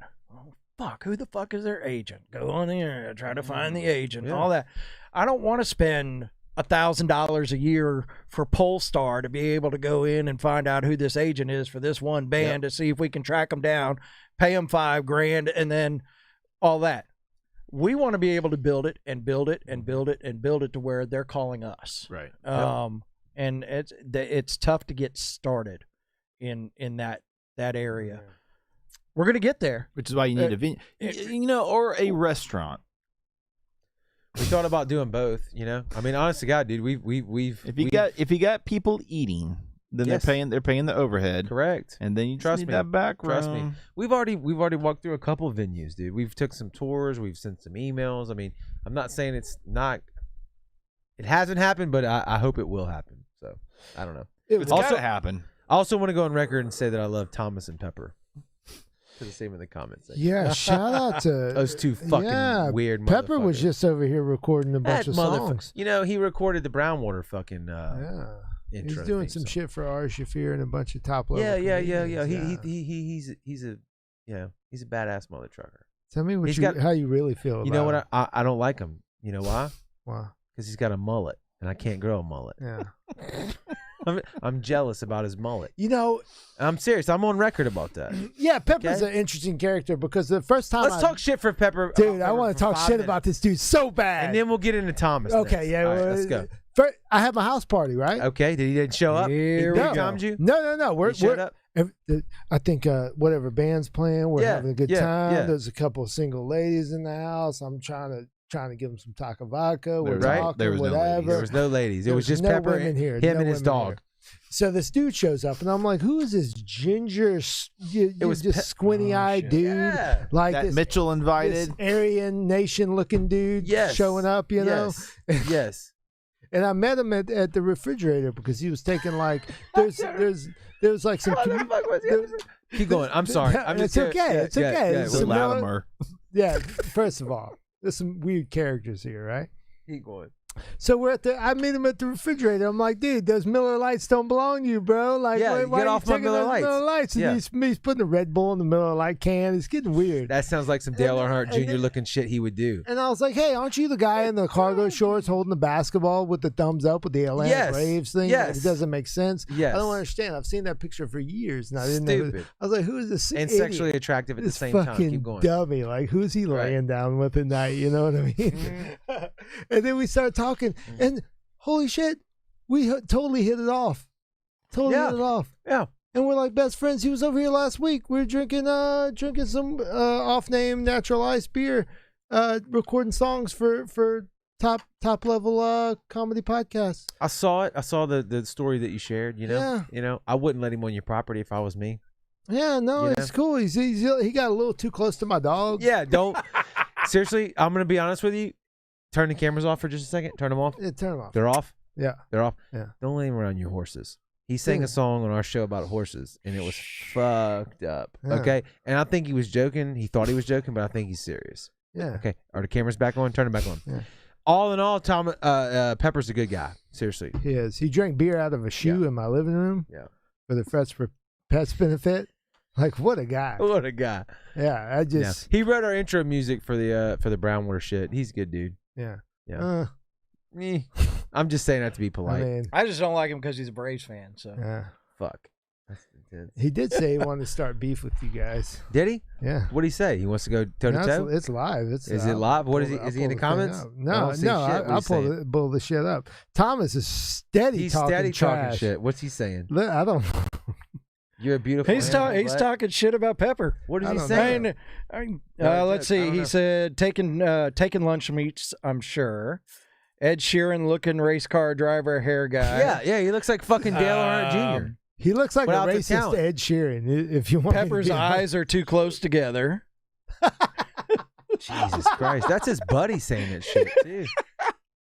Damn it. I love what they're doing, dude. Rushmore Yeah. podcast Dude, is they're fucking good. killing it. They are. You know what I'm saying? There's so much talent around here. Whether it's the fucking music game or people. Rushmore podcast. Yeah, Yeah, number one podcast in Mississippi. I saw that. I didn't take offense to it. I just appreciated it. I You would know what take I'm offense saying? to it. You know what I mean? Yeah, I'm fuck not saying I that. got mad at it. What 2 weeks we got them coming on here? Two or three In weeks. here? Yeah. And Don't I'll confront them about all this About all bullshit, this dude. fucking propaganda Yeah, that they're putting yeah, out on the they're coming internet, dude. Yeah. They're sponsored. They're Mitchell sponsored doesn't by. know. He's like, really? They got I a mean, I got- sponsorship by Blue Chew. How or did something? y'all get hooked up? I want to know that for the podcast part, not about sex. I've known Phil for like 20 years. I used to have punk shows at my house in Biloxi, and Phil's old metal band would come play the shows at my house. But how did the podcast? Can I interview y'all on your own show? Go Is for that it. okay? Please. How did y'all get hooked up for the show? For this show? He like I said, he went on your guys' Yes. shows, Yes. and then he was like, I want to do something like that. And then I saw the Chad Kent thing, and I was like, well, if we're gonna do something, let's fucking do a deep dive. Actually, since we're gonna talk about it, Let's get Let's into do it, it. bro. Here we Here go. we Get the comment Holy section lit shit. back up. I'll just go straight to work Yep, from here. It's all yes, good. Let's yep, go. Fuck it. Here we go. sorry, Kevin. All right. Pour all the right, fucking but, drinks you're up. good. Somebody light something up. What are we doing here? Originally, the idea was we were gonna do like a bad cop, good cop thing, like Howard Stern. and that was a disaster, right? Did y'all do that live somewhere? Yeah, we did. Well, the first couple of episodes or whatever, and you know we had Who guests was the bad on. cop? You? You? Yes, You were the bad cop? I'm a horrible bad cop. Okay. And but it was like 3 or 4 of us and at a table, and it was like the dynamic was weird, and we were having guests on, and But who's you going to be know. the bad cop? Like, you're going to jump the guests when they come on your show? You're going to talk shit about them or something? Well, no. Like the Howard Stern dynamic being like, you know, Howard Stern tries to incite drama, whereas the what's her name, Robin, tries to like cool it everything. down. Yeah, cool it down. And that was going to be his role, and but it didn't really work that well. That's tough to do in your own hometown with people Right. that you know. Right. Like, Well, it was all people that are friends with him, so they knew coming on, like, you know, he's gonna like, you know, talk shit or whatever. But anyways, the dynamic didn't really work that great in a cross section with the guests that we were having. And then I was like, well, if we're really gonna do this, we should do it in a format where it could be consistent. And then we kind of changed from there. okay. And he bounced back and forth also between here and doing it in his house, having a dedicated room, and then he was like, well, no, I want to open this up to musicians and bands playing, and then coming back out here into the studio, so that could be a possibility. Yeah, I ultimately wanted to have people playing live. I love it. Dude. Whether it's acoustic or a full band shit, I wanted to go all out because nobody's really doing it. And then the idea of having 2 drummers playing with like a bass player in the jam. Yes. And one thing I do want to do is have like 10 or 20 drummers in a room and do it right and have like a bass That's or going guitar to be player. tough. It's not going to be tough for me because we already mapped it out. Okay, good. We've thought about this for like the last What was it? You 4.5 put it. You put it years. on Facebook. You and thought about it. I just put the eyeballs, and he was like, "Yes, it's exactly what you think it is." Yeah, we're gonna do No, the but I whole will tell you fucking this. thing. I will tell you this. Like, diversities of show wise, what y'all are doing when you have like the drummer to drummer or whatever, or you had the bass player from the Inglewood, not the Inglewood, X Bastards come in and play. Like, I watched that and I'm like, that's fucking cool as shit. It you is. know? And we did the live stream with Bangarang Peter, which was we've always wanted to have the live portion of it where we had like acoustic and a vocals. We've done that since day one. Literally, Silent Trust was the first band that was on episode 1. With, you know, and Chris Noble was on there too or whatever. So that was the format. But now what you can do with having, you know, with an electronic kit like y'all have been doing, I just think that's so fucking badass. And to trade off like you do, drummer plays a beat, another drummer plays a beat. I'm like, these dudes, that's fucking, it's cool as shit. Thank you. That was very hard to get across to them to do that, to like make them like just chill out for 30 fucking seconds and let the other person play. Yeah, because it'll and be heard. calamity if you don't, you know. And I have to yell. Phil doesn't like it when I yell at him, but I have to yell at him. Yeah, like yell every at him, yell at episode. him, I was like, and put him in his place. But like having the bass player though be, and we all know bass players. You hate bass players. Everybody hates bass players. they're worthless. They're worthless. I mean, fucking put them in the back of the bus. Just you know fucking what I mean? just give him a banana and let him stand there. You know exactly. what I'm saying? I'm kidding. But having the single bass player like y'all did, and then this one drummer takes a beat, bass player stays the same, and then switching over. That's fucking genius, dude. Thank I love you. That. I love that. Was that your idea, Mitchell? Fuck yeah, that was my idea. Was that I not was like, your you're idea? a fucking drummer. Let's have a fucking drummer series. Yeah, it's awesome, dude. It wasn't And it's his better. idea. It's better. It's better than just having just one drummer play tick tick tick tick tick, Right. stop, Right. next drummer. You know, that's Yeah. cool too. Yeah. That is cool, but And another part of the problem is we're having these weird drummers, these little mom's basement drummers hit me up, and it just shit gets weird. And they're like, hey, tell them this is easy. Do this. Say, hey, send me a demo video. You know, and if their wiener doesn't show up in the video and they can play, Yeah, Phil likes wieners. Hashtag Phil likes wieners. I've already had a hashtag start on me, dude. Oh no, it was in the comments earlier. Hashtag Jared fucked up. It was in there. How? I didn't even fuck up anything, did I? I'm not even running the show. That's Mitchell's doing that. It's growing, man. The camera went off, and it was hashtag Jared fucked up. I didn't do that. I'm going to piss him. Okay, Yeah. I'll be back. I guess it's on me now. Yeah, it's on. if you see any old ladies walking around, just turn your back to them. Okay. Watch out for the horses out there. So do you guys have any bands, musicians lined up for the new studio? So actually, we weren't sure if our next episode is February 3rd. We weren't sure if we were going to be in the studio in time. We do have a band out of LA that's going to be on it through the internet, but no, I'm gonna track somebody down that wants to come in. We talked to Tim Black and Haley Green about coming in. Haley Green, if you don't know of her, she's phenomenal. Tim Black's a great guitarist. Haley Green, she was on episode 1 of The Voice. Didn't get a chair turn, but all 4 of them said, "Hey, see you next year." And we're going to turn chairs. They wanted a little maturity in her voice. And Tim and her have teamed up together and started. I mean, they're playing gigs. They had three in a row this weekend, and really good. So I reached out to them. They're ready to come into the studio and do some songs and stuff like that. So now that I know we're in the studio, now I can start bringing in and that's going to be the fun part for me, is bringing back in the local musicians. It's all nice and fun to hang out and talk with national bands and hey, yeah, we had Nonpoint on the show. Well, that's cool and all, but the whole show started with promote the locals. Yeah. So now with COVID forcing us to do the streaming stuff, now we can kind of combine both of them. And I think that's where we're headed is, hey, let's have a look about where our show is a happy medium right around an hour and 15. Have a guest, have a local guest. Unless you drink too much whiskey. Unless you drink too much whiskey. Like 3 and then, fucking hours. Yeah. That's and type of I don't know. bullshit I don't we have did. a problem. Jared came back with a smile. He's I like, did, because you "Oh, said yeah." 3 hours of whiskey. I'm like, I wish we could go 3 hours. But we've been doing this in like, he's in a room and I'm in my room, and like it's alone, so it's not, it's not great. Yeah. And that's the cool thing. And we don't have that, Phil and Mitchell with us. now that you're so. sitting next to each other, you get a chance to play off of each other a little more than you would. Yes, Yeah. exactly. And that's such a weird dynamic, when you're right? on the internet and you're streaming, I step on him a lot because we don't know. You can see hand motions. You can see, hey, this is what, and you can see him getting ready to ask a question. So you kick back a little bit, and you don't get that opportunity when you're streaming. God forbid the internet lags, and when I'm saying something, and normally you would bounce off of it real quick to make a funny joke. Well. Right.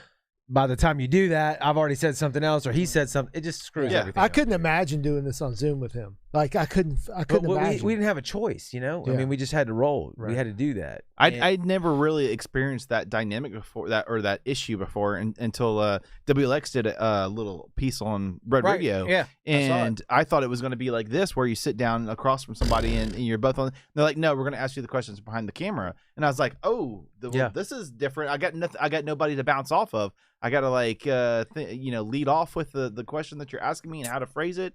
And it was just it's not the same natural organic energy that you get from being at a table across from people. The very first show that we did, wasn't it the first one?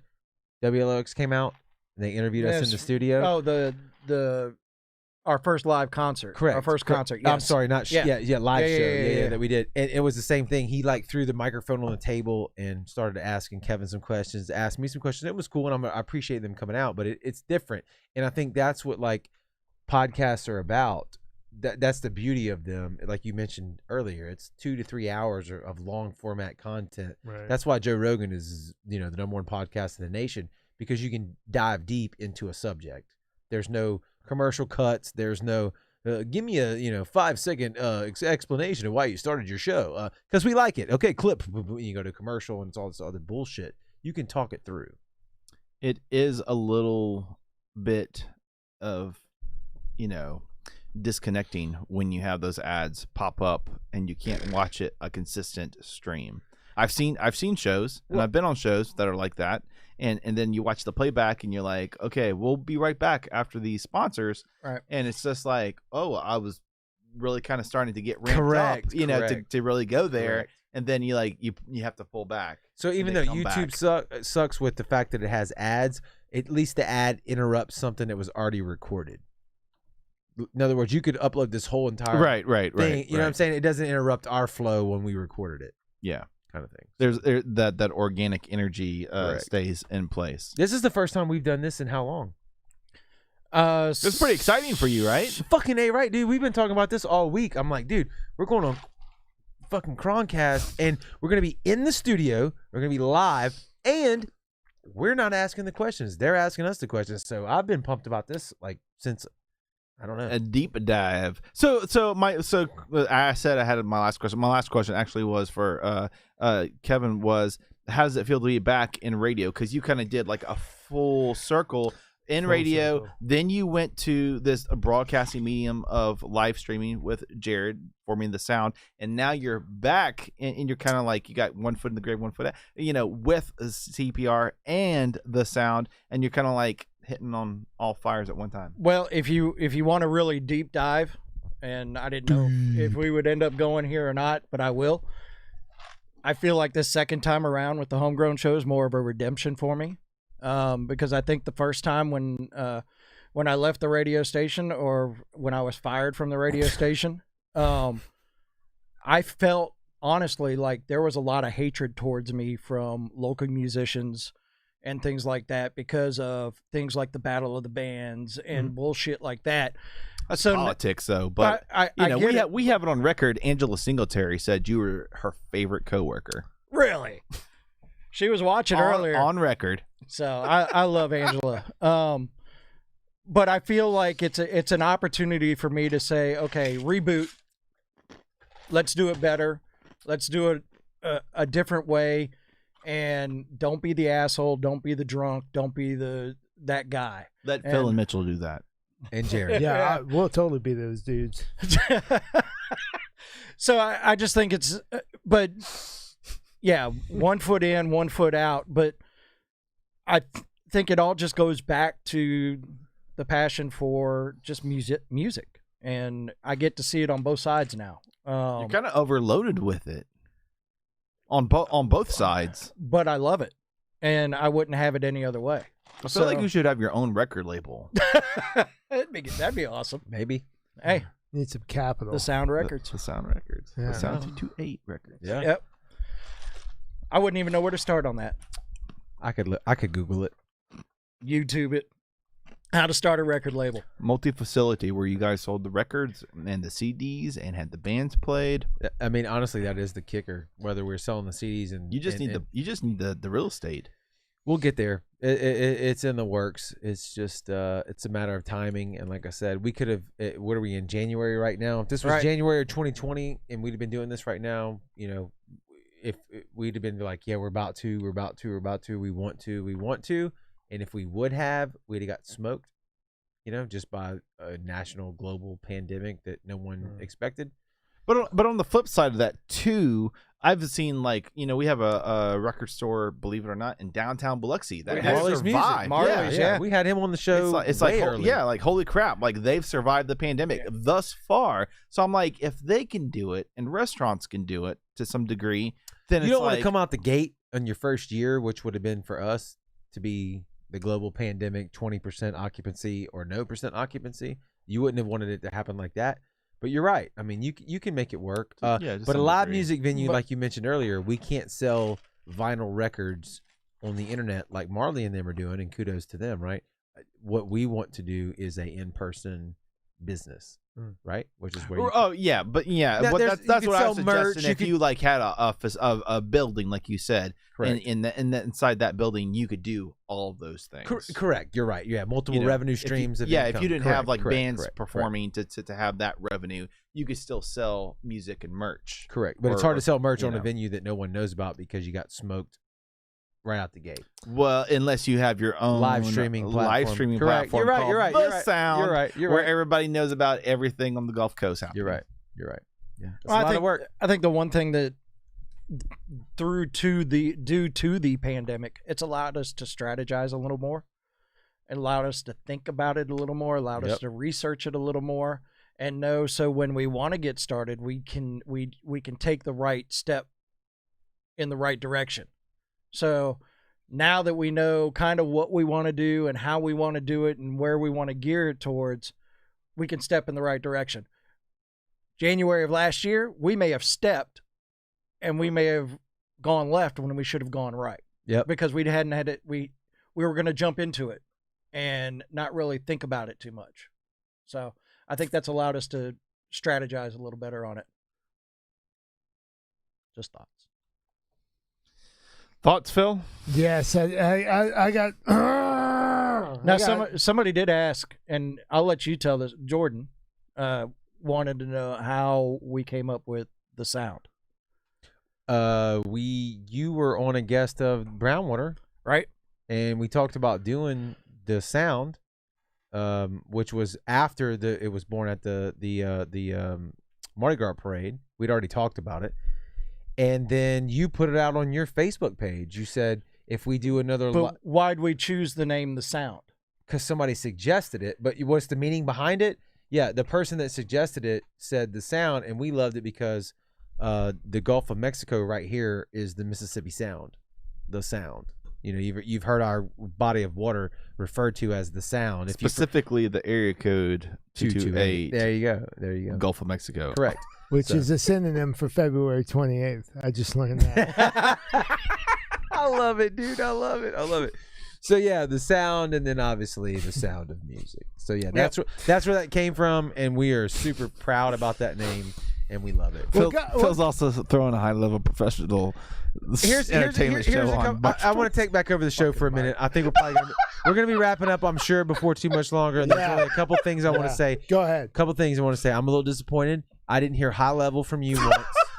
Now there's a couple things I didn't hear. Take it to 11, and it needs more testosterone. Look. That's what I wanted, and that is in the episode of our show on Howard Avenue. You said all that shit, and that was back when you were with Chagrin. Yep. Yeah, you You're not did. bringing it, Phil. You're not Dude, bringing I was it. So what shooting the fuck happened, testosterone Phil? up my butt, dude. There's a lot of weird shit going on in my All I life want to at the know, time. all I want to know is that are you less or more or even? What's the fucking deal? Because I want fucking Phil. I want fucking Phil. You hear what I'm telling you? Dude, I think if me and you just went Holy and shit. fucking drank as much whiskey as we could and fucking got aggressive on the Holy shit, microphones, Dude, seriously, you're speaking dude. my language. I might get fired from my job. He's I'll pouring get more whiskey. What are we doing? You want to go to fucking town? You want to go to fucking crazy? Let it go. Fucking town?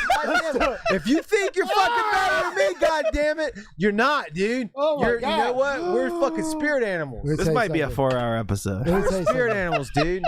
You want to go? Let me tell you something. You want to go? Kevin said, "I gotta go home and get some sleep." I rode with Jared. I gotta drive back to Pensacola. Yeah. I rode with Jared. Where are we at, dude? Where are we By at? the way, What planet are we You on? cannot stay here tonight. I'm staying here tonight. I'm not staying here. I got to go to If work. you in the do morning. stay here tonight, you have to sleep in the middle. Look, Well, who's in the other side?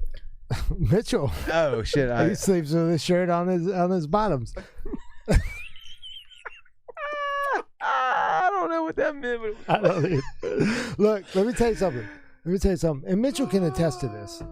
2021, Listening, dude, I'm whatever listening. fucking year this is that we're in, 2021 it's is 2047, but that's fine. You in hypersleep. I'm gonna go ahead and call it.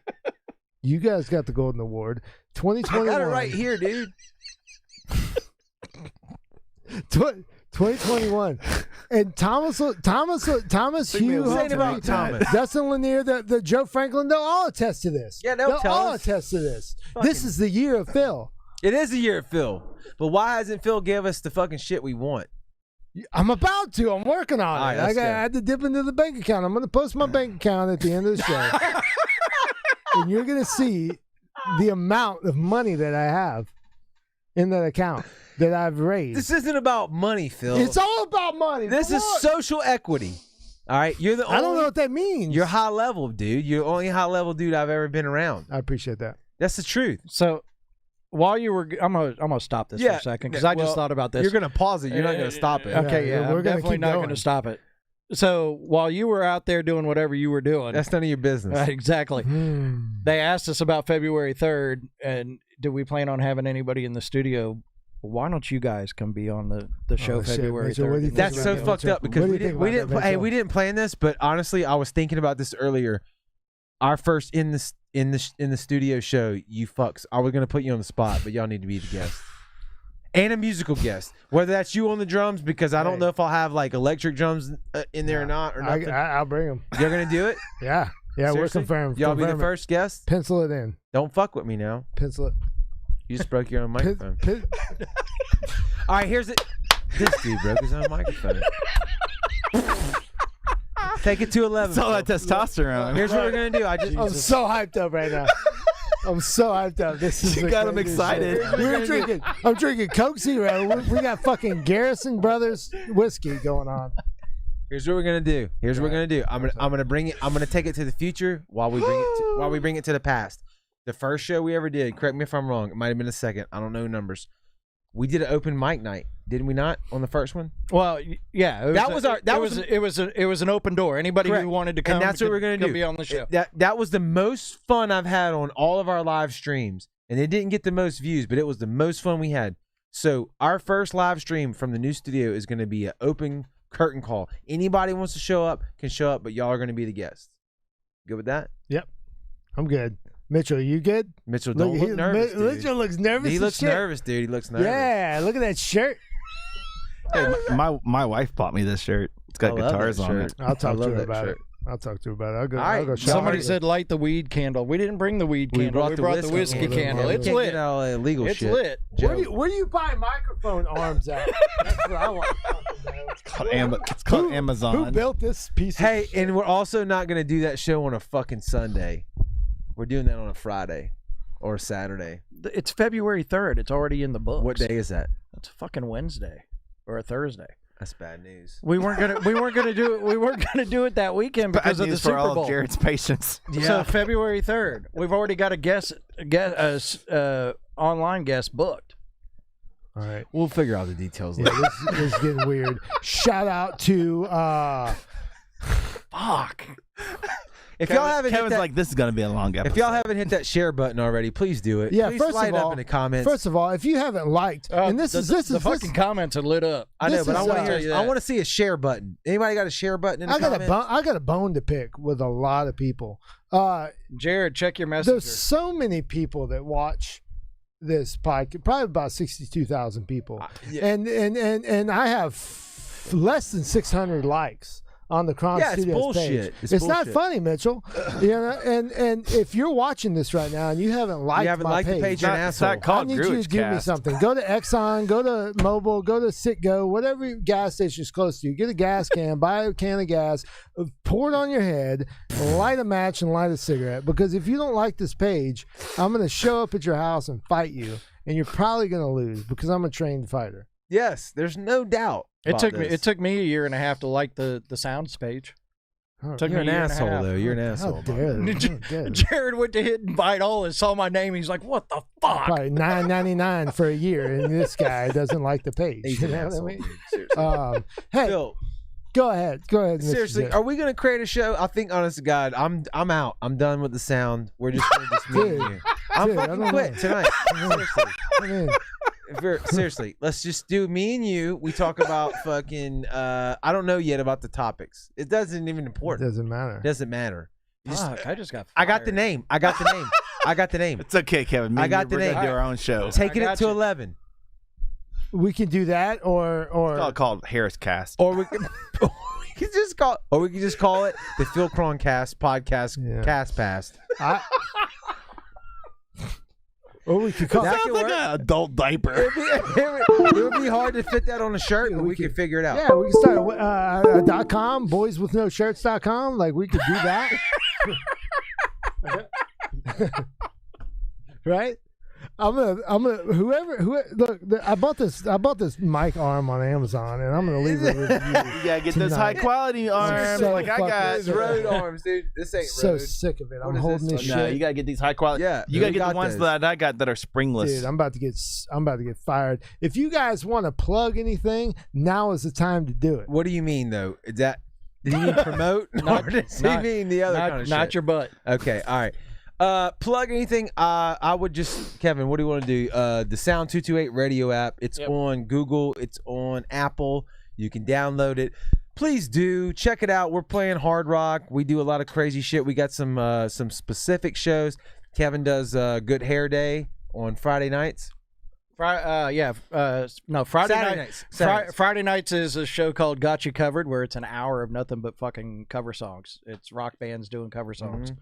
And then Saturday night I do Good Hair Day, which is an hour of hair bands. Yep, I do the Power Hour Saturday night 7 to 8, which is no ballads, no bullshit. That's our slogan. It's all heavy shit. Throwing down. Erica Fox has the Ladies' Night Wednesday nights from 7 to 8. Yep. Brent Kreiner has In the Pit, which is metal music from 10 to 11 on that night, and then Monday through Friday 9 to 10 is Loud and Local. And Michelle's writing our CD reviews. If people want to get a CD reviewed or get their music written about, she's doing. How did that even happen? So met her. She's doing awesome shit. Met her through the fan pages of Any Given Sin and stuff like that. And she's like, hey, I really like what you guys are doing. I'd like to be a part of it. And I was like, well, fuck, we don't have any money, but what would you like to do? Yeah. And she's like, well, she has a passion for music, and she used to be a writer. So I got her into writing our blogs for our website. And she's going to do some vlogs on there, and she's getting ready to Any Given Sin just hit 500,000 spins for their song Insidious on Spotify. So she's going to do a little story on that. So she's awesome. She's out of Maryland. Erica's in Nashville. So that was the whole thing of that's the cool we're part here. Of the internet, yeah. So we're trying to. Erica used to be here. She was on Classic Rock 105.9 and a few other things, and played in a cover band down here. She moved to Nashville, so I'm like, hey, the ladies' night. I thought that she would be perfect to host that. It's all nothing but it's female fronted rock bands for an hour. And so she hosts that, and then we branched out to Maryland. So I'm like, okay, so if we can get Nashville market and we can get up in Maryland somewhere, then Erica's getting ready to go to Orlando, and she can get some people in Orlando, and we can start branching out a little more. And all that means is just more publicity for the bands down here. Yep. So, wow, Orlando to Biloxi. Mm-hmm. That's. Yep. That is a very big and network. all of that's on the sound228.com. If we're going to do self-promotion. It's in the description, sound228.com. If you want to click that link, control-click, or move it into the Google. Go ahead. Into the Google? Just into the Google? Just move it into the Google. We just got the merch in, man. We got these hats in here. We got some beanies with the same shit on it. And, Fresh baked teas. Thank you very much, Jack. Is it expensive or is it? How much are we selling? It's 25. The hats are 25. Yeah, the beanies are 20. Yeah, yep. And we got some T-shirts that we don't have back yet, and we got the candles. But Facebook kicked us off about the candles because it says whiskey. We can't sell. You can't sell alcohol on Facebook, so they're like, but it's they saw the word whiskey, so they sick of kicked us off. I'm sick of this censorship. Yeah, it's a bunch of bullshit. Sick of it. Didn't kick us off for weed. Hey, kicked us off for whiskey. Thank y'all for having us on tonight. We do really absolutely. Thank you guys. Thank you guys for coming on. Holy shit! You just legitimized our whole operation. I've been so excited all week. I had like $6,000. I don't know if you saw my notes, but I had like 30,000 fucking questions lined up to ask you guys. We keep going for 6 more hours. Every time I thought I was like, I need to fucking write that down because I want to talk to Kevin about DWCPR. We're going to talk to Jared about putting on fucking shows on a fucking high professional level at community centers. Yep. But really, 0 to 10 using decimals. How was your experience tonight? How was your experience tonight? I want to say 15, but I'm going to say 11 because I know you take it to 11. That's exactly what I was going to say. Was 11. Yeah, I'll take it to 11. Score. It was definitely 15, but I can't say 15 because you take it to 11. What day is the Sound doing their open mic jam on? Holy shit! 478 day. They're doing it on 228 day, which is February 28th for you at idiots the Juke that Joint. didn't put it together. Thank you, Guido, and everybody over at the Juke Joint for letting us be a part of that. The Juke Joint does so much. Like shout out to the Juke Joint. Yeah, we did our music video there, and I was like, oh my god, they were just so easy to work with, so compatible with local bands. Yep. That and let's see what else they've done there. Frets for Pets, and at one point we were talking about bringing Fayard Fest back and doing it there, but that never happened. They had like comedians there. Yeah, comedians there. Shout out to Landmass Comedy. Holy shit, just doing big stuff. Just don't book Phil to come be a judge. Don't. I don't know if you. Yeah. Don't. That was Story. a low blow. Story. We'll talk about Story. That was a low blow. Deep dive. About doing his comedy there? That was a low What blow. I miss? He said don't let Phil Like, if you guys ever do a battle of the bands, don't ask Phil to be a judge. He pass out before all the fucking shows. He won't show up. Damn it, son. I fucking double booked myself. Hey, that's how I You got a love. lot going on. That's how. Hey, another thing too is I'm stealing a sticker and a koozie before I leave. No, we're giving you guys all the stickers and all the koozies. All right. Hey, we're- what about y'all? Where do we find y'all at? Or do y'all? Where do I buy this bullshit? We're right here on Kron Studios on Facebook, and that's the Oh, only did you place- do a closing? You didn't do a closing, Oh, did we you? didn't do a closing. God damn. What if people want to buy Yeah, your you shit? did. Where Look, can they there it go? is, we right don't there. have anything for sale. We're There's getting the closing. we're getting some shirts made, and they're going to be. I can't wait to be on. I mean, silk shirts. we're gonna interview the shit out of these guys because I got tons of questions.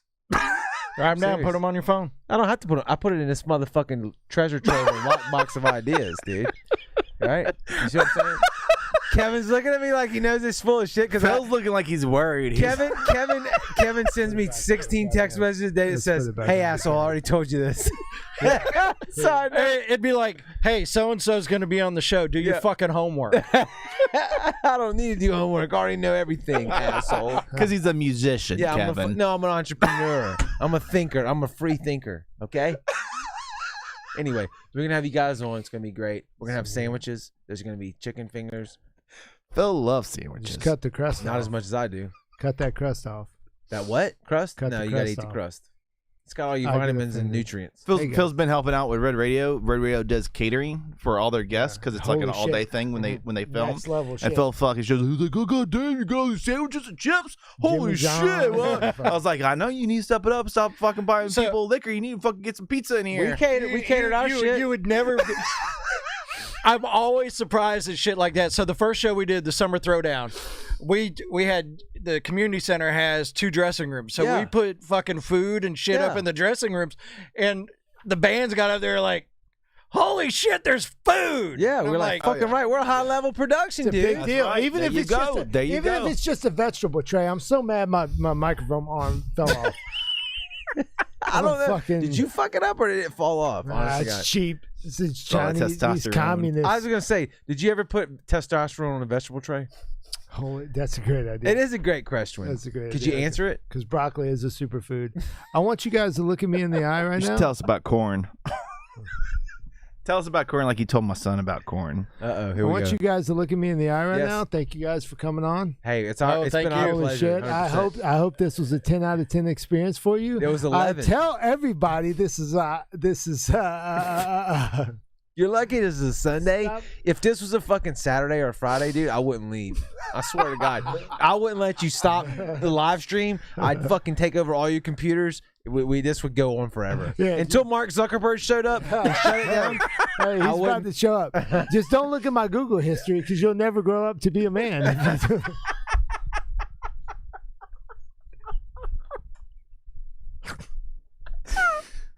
I knew it would go down like this. I knew it. I knew it. I knew it. I knew You'll it. never have kids again. Like you'll never look your kid in the eye and be like, "Son." That's what your dad did. Get in here. Seriously, did we laugh? Was there any more laughs had in this episode tonight? I want to know. Don't bullshit me. Not to this extent. Not All right, to this good. realism. Good. Like we had a couple good Couple good situations laughs, with yeah. Red Cap and Puzz. Fuck Red Cap and Puzz. They both fucking suck. Both of them dudes. I don't even know why you had them in your studio. If I'd have known that shit, I wouldn't even showed up tonight. Fucking Red Cap and Puzz. I love both of them dudes. I do love both of them Yeah, guys. they look like they should own a gas station. or something.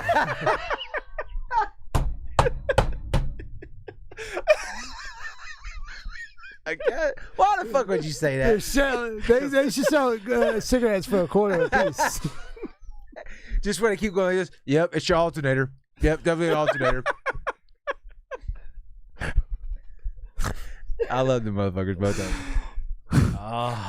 All right, let's wrap this fucking train. It's always fun when everything goes off the rails. Yeah, it's off the catch rails up, at this point. Is March anybody- 27th.